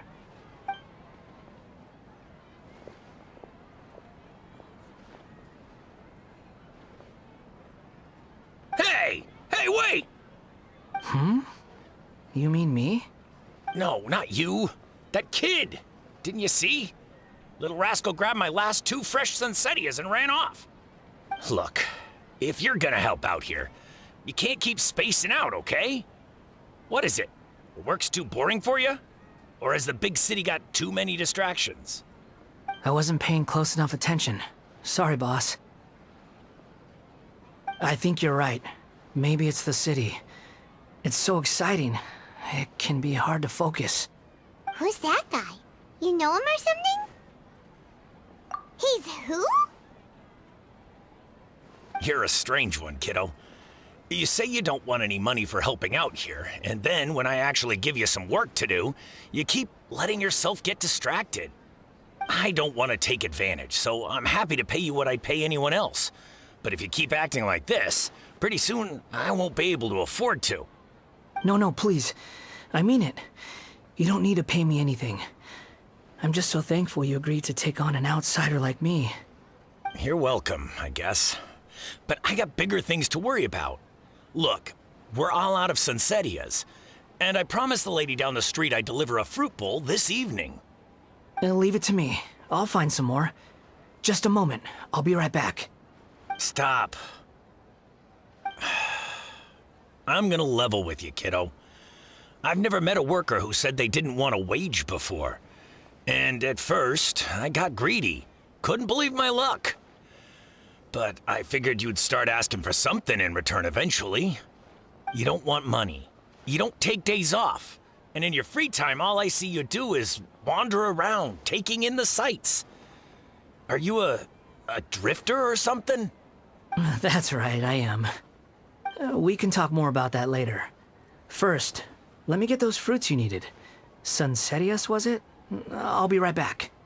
Hey, what do we do now? Okay, stay out of sight. Don't let him see you.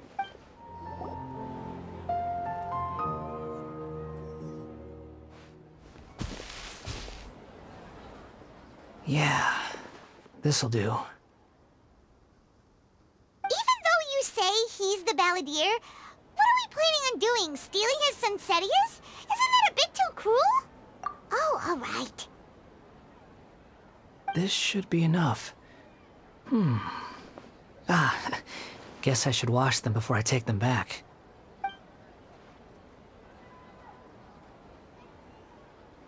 Huh? You two over there. Is there something I can help you with? He spotted us!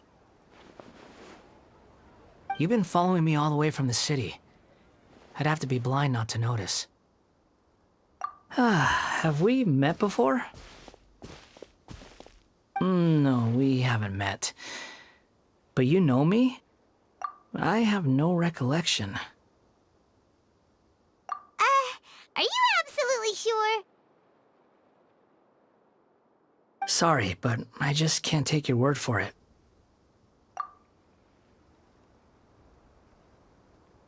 A puppet? What makes you think that? Huh? You were right! The look on his face! I guess you do know me after all. That is not something I share with a lot of people. Look, I'm just a wanderer. But seeing as you've gone through all this trouble to track me down, I'm sure whatever it is must be important.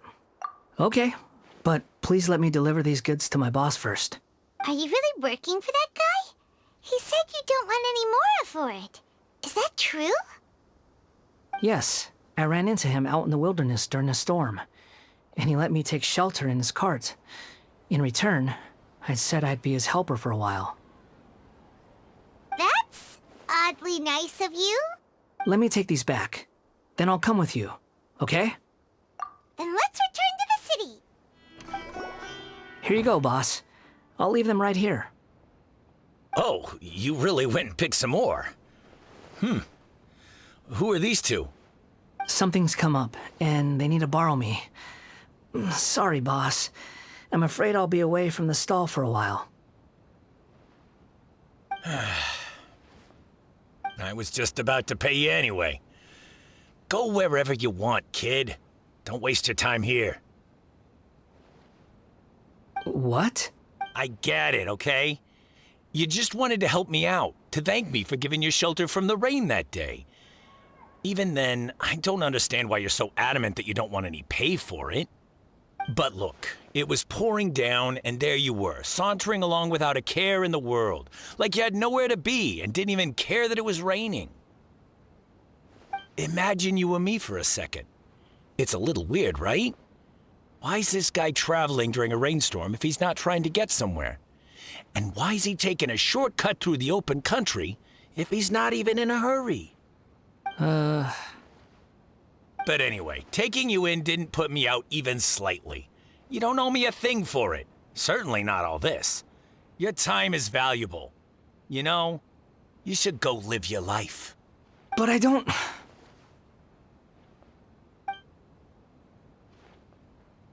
No, you're right. Then I suppose this is where we say goodbye. Thank you again for taking me into the city. Don't mention it, kiddo. I've run into all kinds of characters over the years. I just hope you find your path. Thank you. All right, done. Thanks for waiting for me. We can go now. Nahida! Nahida! What's wrong? Huh? Are you? Hello. I do apologize for the sudden intrusion. We found this guy in the street, but he doesn't seem to remember anything. So, yeah, quite an eventful walk.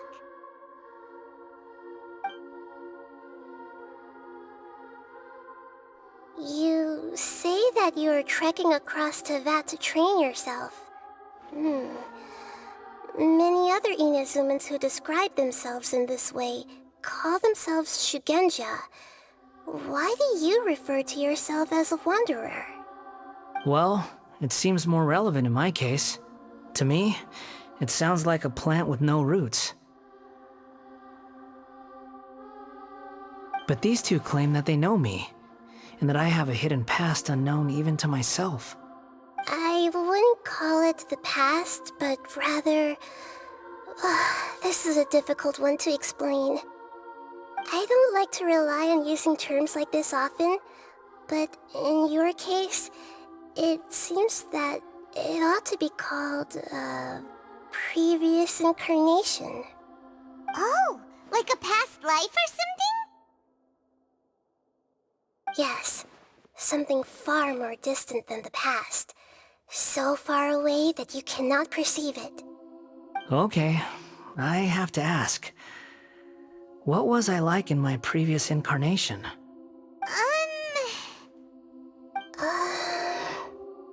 Oh, okay. I see. You want to tell me, but you can't bring yourselves to say it. Looks like I didn't have the most wonderful existence in my previous incarnation. If it's that difficult to talk about, I have no doubt it will be just as difficult to hear. But I'll be able to handle it. Please, tell me the truth. Is truth something you care a lot about? Yes. Then I'll be straight with you. In your previous incarnation, you did many things that would be considered evil. You nearly died because of what other people did, and many died because of you. As a non-human being, you hated gods and humans alike. You drifted from place to place, never able to settle, even where you found status and identity. You adamantly believed that you were missing a heart. Actions rooted in persistence sometimes bear bitter fruit. Sometimes, you have to let parts of yourself go, or you'll never be happy.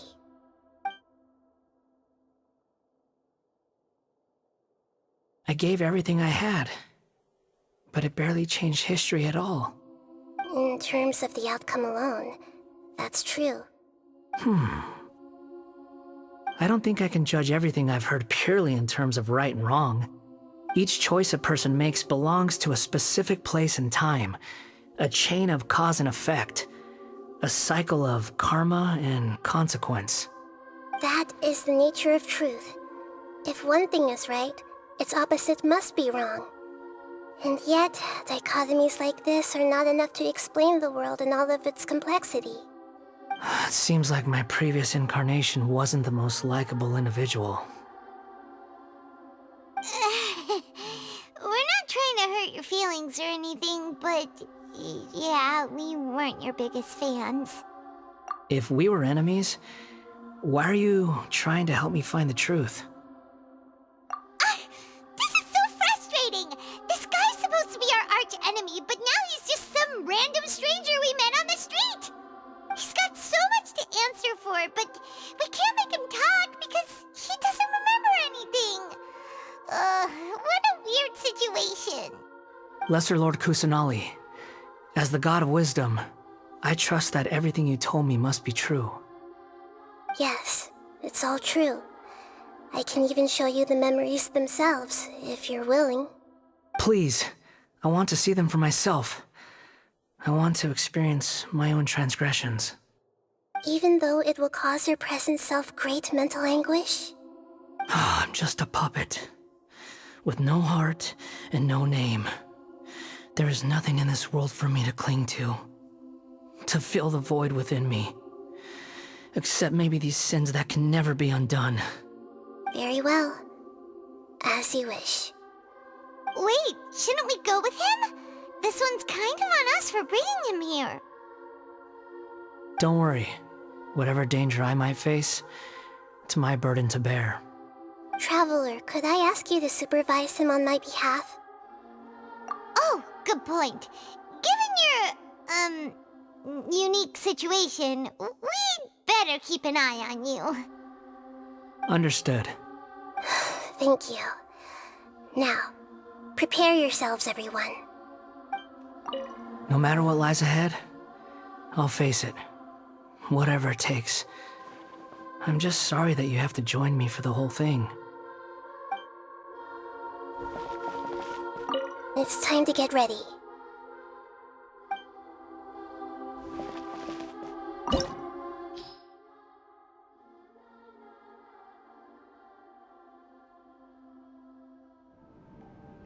This looks like Inazuma.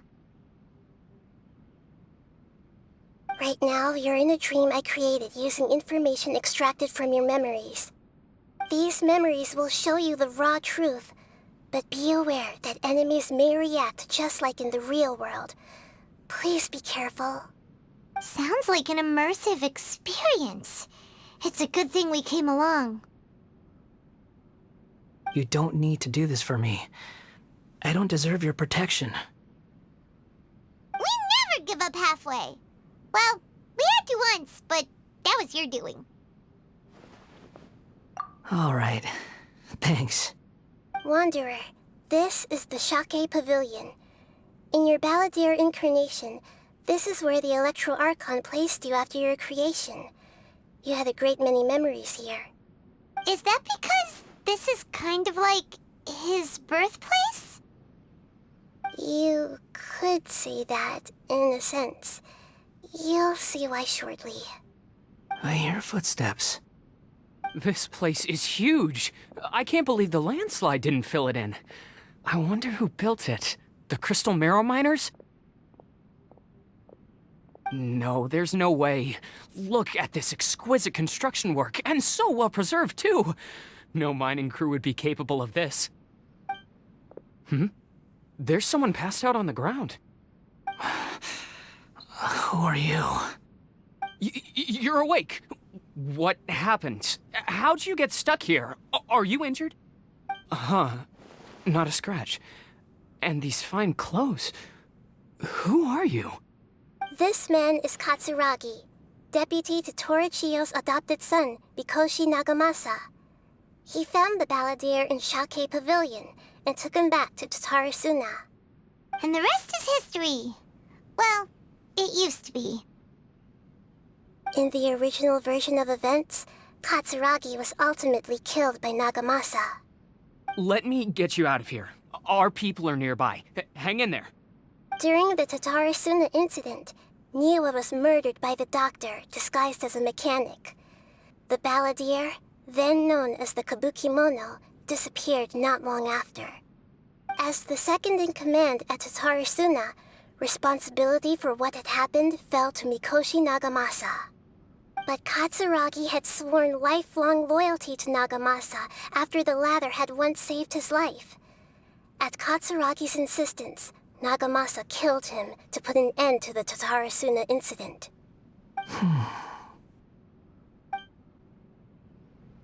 Katsuragi seems like he was a good guy. He looks like a warrior, but he has a kind face. Why couldn't he live a long and happy life? Nagamasa, I found this young guy in a cave sealed off by a landslide. He doesn't remember his name. Well, we need to call you something. I hear the workers are calling you the Kabukimono. That's fine with me. Katsuragi, report to Niwa. Tell him we have someone new joining us.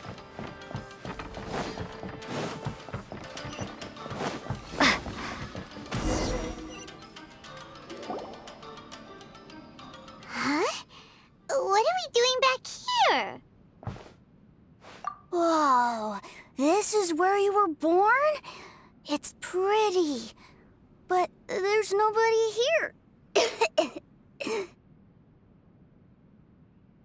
I was abandoned, like you. I lived here for a while at first, but there's nothing for us here. We can't stay. Okay. I heard my mom and dad used to make swords, but the factory manager died, and then my dad got sick.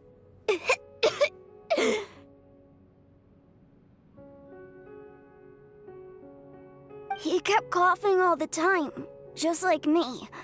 Then Mom started coughing too. But you can't. You promised me. Yup, we're family now. We're gonna be together forever and ever. This child didn't have a name. Or rather, the Balladeer didn't know what to call him. His father died before he could name him. After his mother died, the child stayed in their straw hut alone. Some of the neighbors helped to raise him. After leaving Tatarasuna, the Balladeer ran into this child who didn't have a name, just like him. They made a promise to live together. What happened to the child then? He died from his illness while he was still very young. The Balladeer came home one day and found that he had stopped breathing. Hey! What's wrong? Say something! You promised me we could be family! You're no different from Niwa and all the others. You betrayed me too.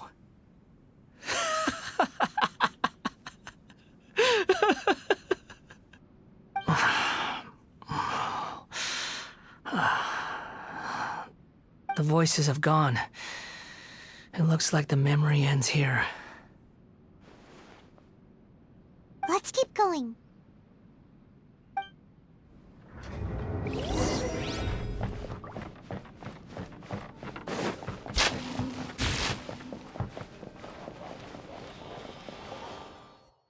You do realize you're blocking my path. I come not to obstruct you. I've been waiting. What you are truly is a weapon. One that could be wielded with an iron will. Or continue to drift aimlessly. Are you trying to win me over? The long-fated rebellion has begun. Why not take your place at the banquet and join those who shall feast?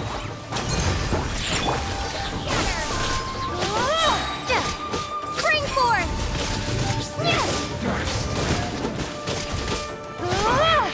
I guess this is it. Let's go, let's go! Scratch! That seemed to work.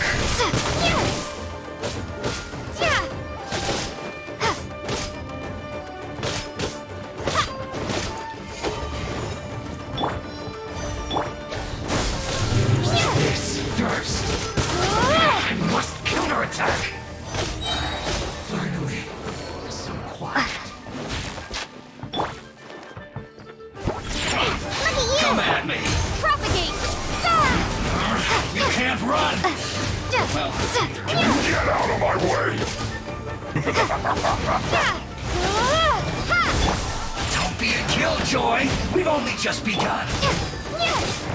Isn't time for you. Scatter. My work finished. You can't run. Well, propagate. Looks like I went too far.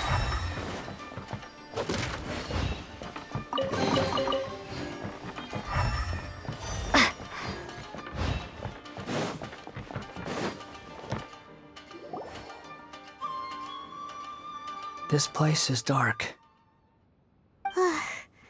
Paimon knows this place. It's the delusion factory in Inazuma. In the original version of events, the Traveler once encountered the Balladeer here. Such a creepy atmosphere. And so familiar.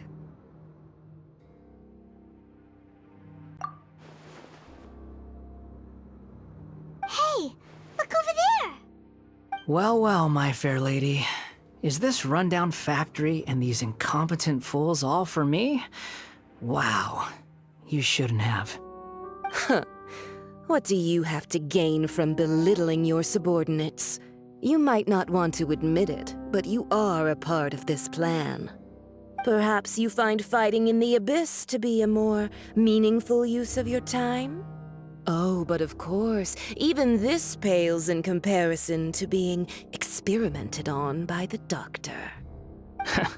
What a sharp tongue you have. Funny how negotiating never seems to be your strong suit. For the task ahead, I suggest you keep your true feelings to yourself. Save your breath. I know what I have to do. I'm sure you think so, but I still think you need to hear it. Don't start thinking you're invincible, and don't let your emotions get in the way. Surely you're not worried about me. I just can't have you getting in my way.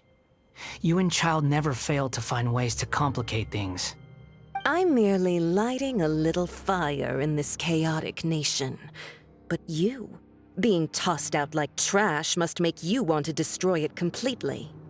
Do you remember the last time you were here? That was a lot of swordsmiths you killed. I'm sure the descendants of the Raiden Gokuden are still suffering the consequences now.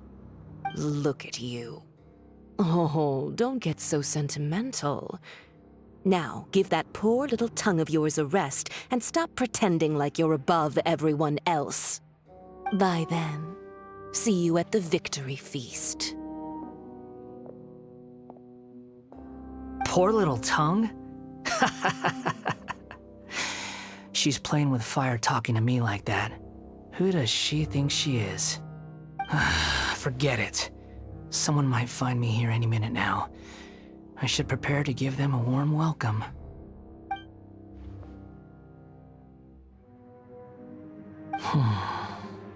The plot does not end here. There is more of this story to come. Wanderer, are you able to continue? Yes. Please don't worry about me. Why are you staring at me in silence? Can't you think of a nicer way to express yourself?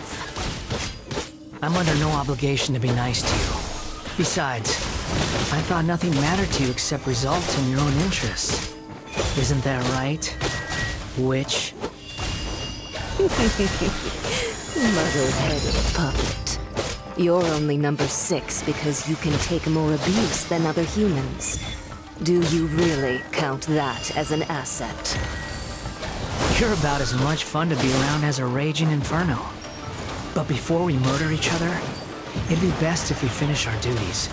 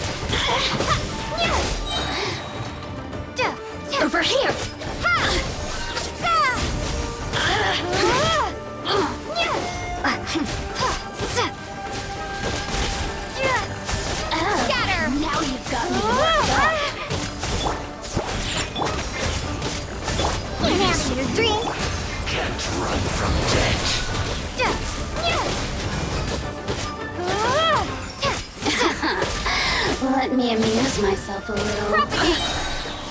Over here! Look at me. Just once.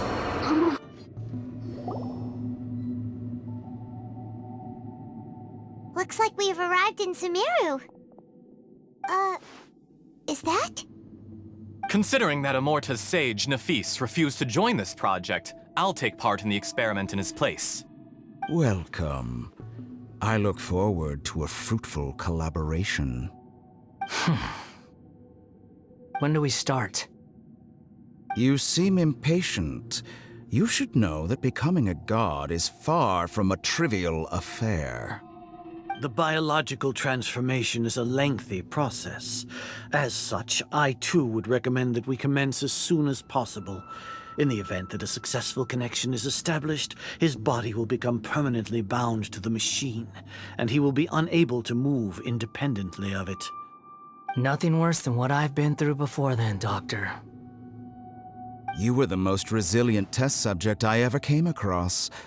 Thanks to you, I was able to garner a great deal of information. Alas, after that, you were under orders to remain in the Abyss. We barely saw each other, and it became difficult to further refine the knowledge I had gained. That was gracefully worded. Ever wonder what they think if they knew that nothing matters to you, apart from your crazy experiments? I suggest you speak to me in a more respectful tone, Scaramouche. The mere fact of your utility does not make you indestructible. The doctor again? That was uncomfortable to watch. That person gives off a very sinister energy. It's normal for him to give you the creeps. He scares the bejeebers out of Paimon. Let's move on. You're a god. Do you think I'm evil? If you accept that he is you, just as you are you, then yes, you are evil. In your eyes, are there any differences between humans and puppets? Do you think there are any differences between your present self and your previous and future incarnations? If not, then what are the differences between humans and puppets? Whoever has tasted the joys and sorrows of life in the human realm is human. Whoever has loved and lost, cried with grief, howled with rage at the tragedy of death that eclipses the miracle of life, they are human too. I've seen enough of my past. If possible, I'd like to reclaim the sins that are mine to bear. No matter the consequences, I won't run from blame or punishment. Whatever I am due, let it come to pass. Can you return my memories to me? Huh? But won't that mean you'll lose your current identity? I've always believed that human lives follow a set of rules, with each person being a collection of past experiences.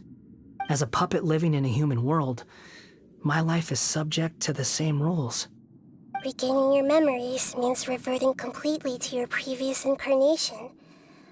All the emotions that you discarded will return to you. Are you sure you want to do this?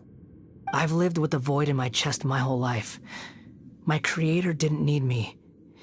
And ever since I awoke, I've just drifted from one place to the next. But then I met you.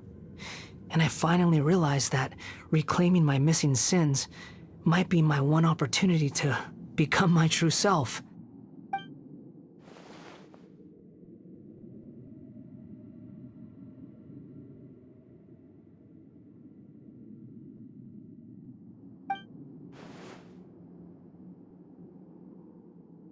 I've always felt I have an innate tendency to yearn for something more, in a way that goes deeper than for most people.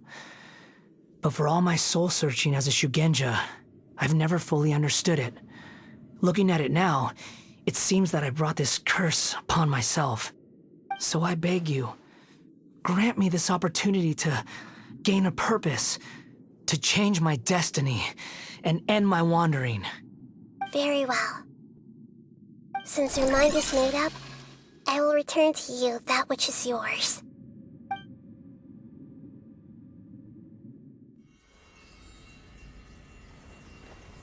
You have made your decision. Now, take this.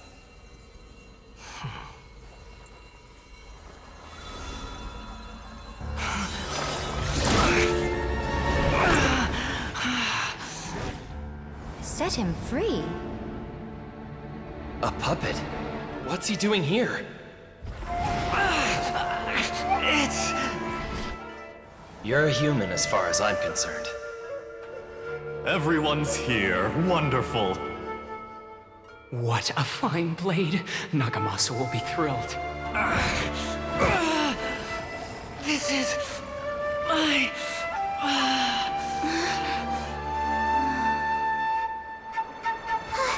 Is he alright?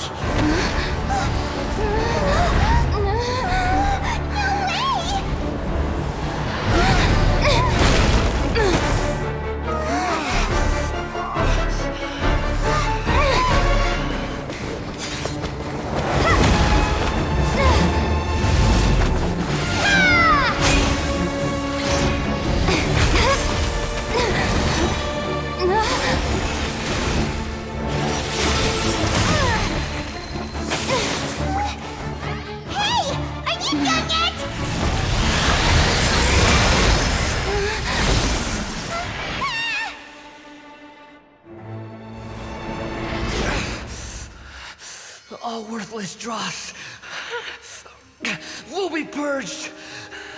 That's why this won't be the end.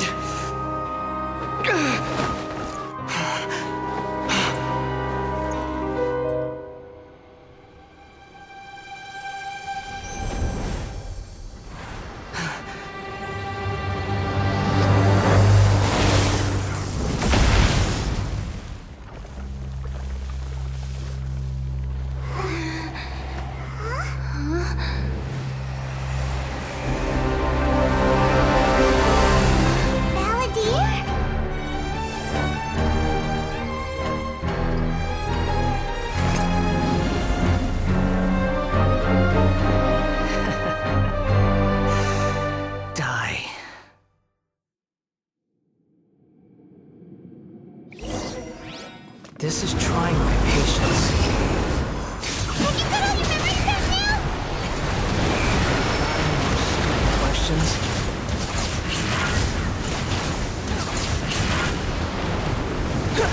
Insignificant past! Too slow. Behold!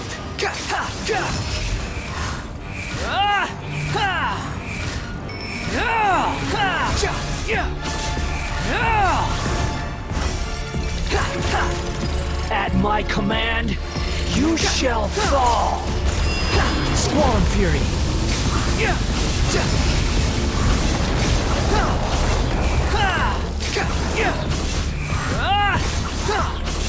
Feeble human! Too slow. The wind rises.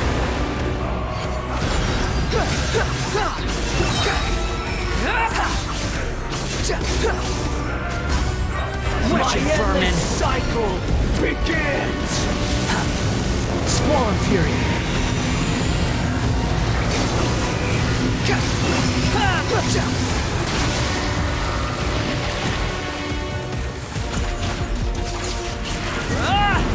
Churn! The wind rises.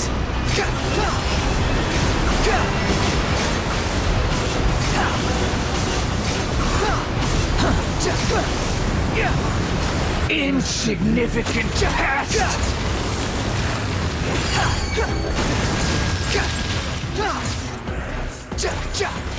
Squall Fury! Feeble human!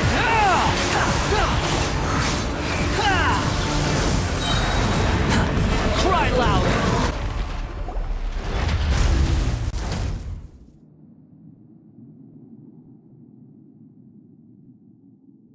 Imbecile! Get out of my sight. It disappeared. Did we win?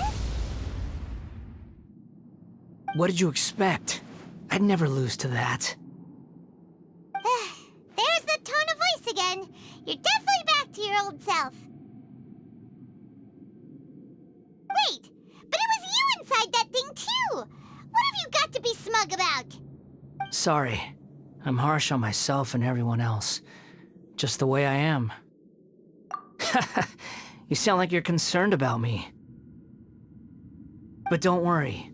Thanks to you, even if I didn't change a thing, at least I now know the truth. The memory recovery seems to have been a success. This dream has served its purpose. Come on. Let's continue this outside. Welcome back, Traveler, Paimon, Balladeer. It feels like we just went on a really long journey. Paimon's exhausted. You don't like being addressed by that name? It's fine. But I was just thinking, I should probably change it. After learning about everything the doctor did, there's no way I can carry on using a name connected to him. I'm not planning on returning to the Fatui, and they wouldn't take me back anyway. Recent events will have affected a lot of people, and they might not even remember who the 6th is. So, you're quitting the Fatui for good? It's like you said, Lesser Lord Kusanali. Everything may look futile, but it wasn't completely meaningless. At least I made a lot of people forget about me. But that doesn't mean your own past has disappeared. Of course. And your main goal, for which you gave up everything you had, you weren't able to achieve it. I hope you can see and understand that. Changing the world, changing the past, changing the fates of other people, these are not simple things to accomplish. What you were looking for is complete annihilation. But this is just a fantasy. Even if the Balladeer is removed from existence, the world will not heed your will. Indeed. How ridiculous. Do you regret doing all that when you've gotten so little in return? Even if I'm completely worthless, there's nothing in the world worth regretting. Lesser Lord Kusanali, you purposely left that information in Irminsul, didn't you? Yes, and I took pains to make sure that you'd acquire that information naturally. Why would you go to such lengths? You trying to win me over too? In all honesty, your past experiences have made you a useful asset to Sumeru and to me. Winning you over was indeed a part of my plan. But before that, I wanted to tell you the truth about your past. If all I wanted to do was use you, then I'd be no different from the doctor. Very clever. I guess you could say that's one of my virtues. Utility to others is what gives me worth. So if embracing my sins is what it takes to make me useful again, so be it. Oh right, I almost forgot. You're the good guys. You're into justice and all that. Sorry if I have a slightly different perspective on things, but I don't feel like I've been duped. The wisest leaders are fated to end up with the best helpers. I can live with that. I'm glad you're able to think of it in that way. Traveler, in the future, I'll continue to search Irminsul more deeply and see what secrets can be uncovered, including the beginning of your twins' journey recorded in Irminsul. What exactly happened before and after that point? I want to know as well. I will try. Traveler. After I dove into the information torrents in Irminsul, why did you go to Inazuma? So that's how you found out whose fate had changed. And how? Well, whatever your reasons, you did me a favor. And I'll do everything I can to pay it back. Borrowing and returning are the only real relationships between individuals. I'll balance the books one day. Don't you worry. That's not true. A relationship between two people is not simply a ledger that can be reset to zero. I think deep down you realize this. People who show up in your life don't just evaporate like water drops and leave nothing behind. There is no such thing as balancing the books. Some things in this world can never be brought back, and they can never be changed, which is why there is emotion in the human world. Everything that you feel is real and lasting, and whatever is missing in you will not be made whole. To be human is to live with imperfections. You can choose whether or not you want to be human. But humans can't live without a heart, can they? Anyway, I gave up trying to become a human a long time ago. You understand what pain is perfectly well, even without a heart. You're just bearing your feelings. The past is set in stone, but you can keep moving on. And the longer your future lasts, the shorter your past will become, until one day, it is but a tiny fraction of your life. Sounds like you've got a future planned out for me. Everything's ended up being pretty darn complicated. Paimon doesn't even know where to start, but the most important thing now is that you need to follow Nahida. Otherwise, all our efforts will have been for nothing.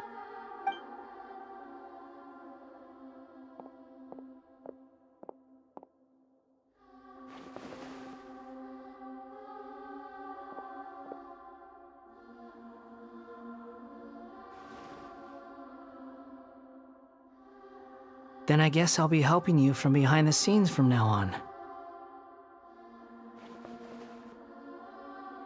I'm glad that you've accepted our proposal.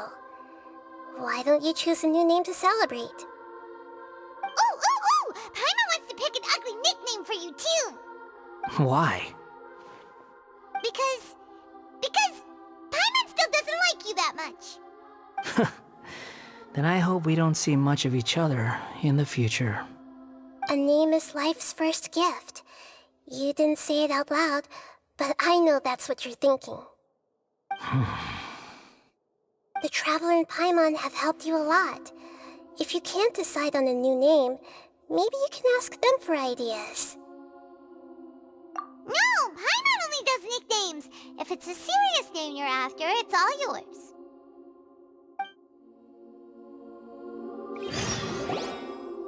Have you got anything? I have no need for these names anymore. Okay. That won't work. Okay.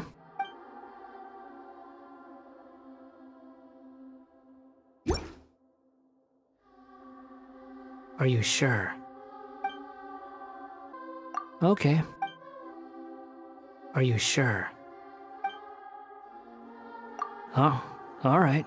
If you say so. There. Now you have a name of your own. What about a nickname? Are you done yet? Still thinking. Stop rushing me! Take your time. I don't need to see you again until you've thought of one. Everyone who manipulated me and made me suffer will have to pay the price. You mean the Fatui? The doctor, at least. Now that your stance has changed, I believe your future path will change accordingly. But it won't be immediate. You still need some time to compose yourself. One more thing. There are still some descendants of the Raiden Gokuden living in Inazuma. Some of them know. Well, they ought to know about the connection between Raiden Gokuden and myself. I don't plan to leave Sumeru for the time being.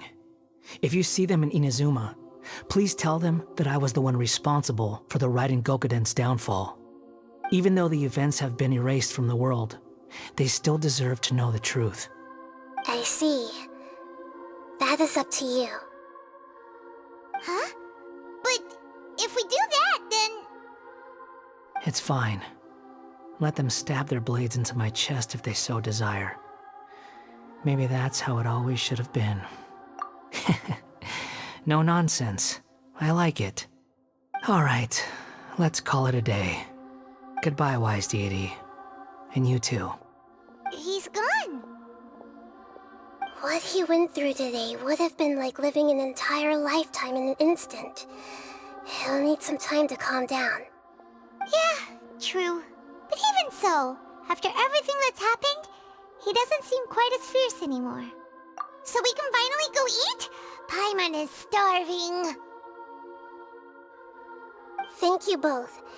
I hope you will find somewhere nice to go and relax for a while. I've got it! I can end my novel with some words from Mikoshi Nagamasa. You mean because everyone else in the story is dead? Yeah, I heard that Mikoshi Nagamasa died at a ripe old age. He's the perfect fit to be the narrator of the Epilogue. The dark clouds had dissipated, but they continued to cast their shadow in Mikoshi Nagamasa's mind for decades to come. Then, one night, as an old man, he had a dream.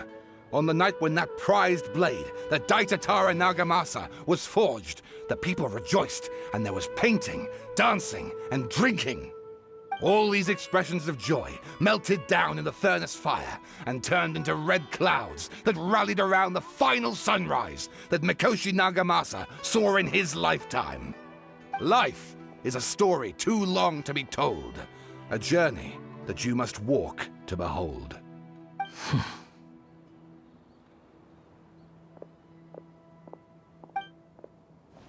Akaba, thanks for inviting me to research together. Of course, Sawada. Your creativity has been indispensable to me. Without you, I'd have scratched my head bald by now.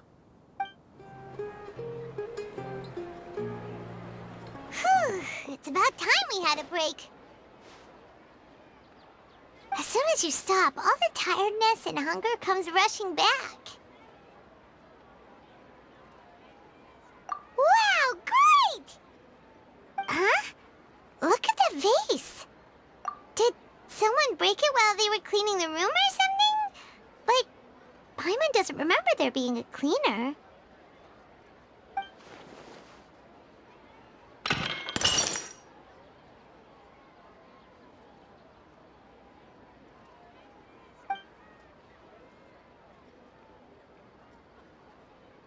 You sound lost and confused. I know why you are troubled. Any who knew of this would find their mind overwhelmed. Huh? Is there someone here talking to us? Unfortunately, the fate of Teyvat cannot easily be changed. Perhaps a god may have a slim chance, but for anyone else, who can say? When a small animal runs into a tree trunk, though the tree may sway, it is not displaced. The same is true of fate, like a vase that falls to the ground. Whether it is broken by a cat or by a bird, the result is still a broken vase, is it not? Who are you? How do you know about all this? History does not change easily, but human hearts can. Believe your own eyes. Only that which you see is true. What is unseen is but an illusion.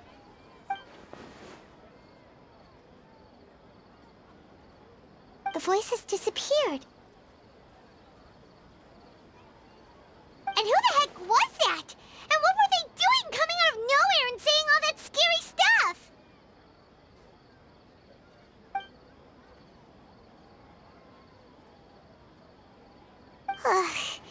Anyway, that vase is still lying there broken on the ground.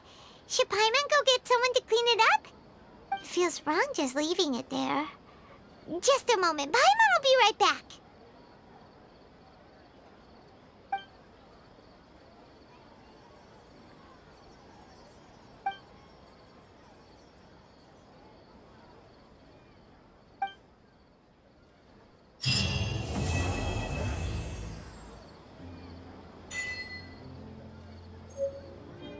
You want me to introduce myself? I've gone by many names and titles during my journey. Although each one is more eminent than any ordinary mortal could imagine, they're all just water under the bridge to me now. Call me whatever you like. Go ahead. Let me see what you can come up with. Don't disappoint me.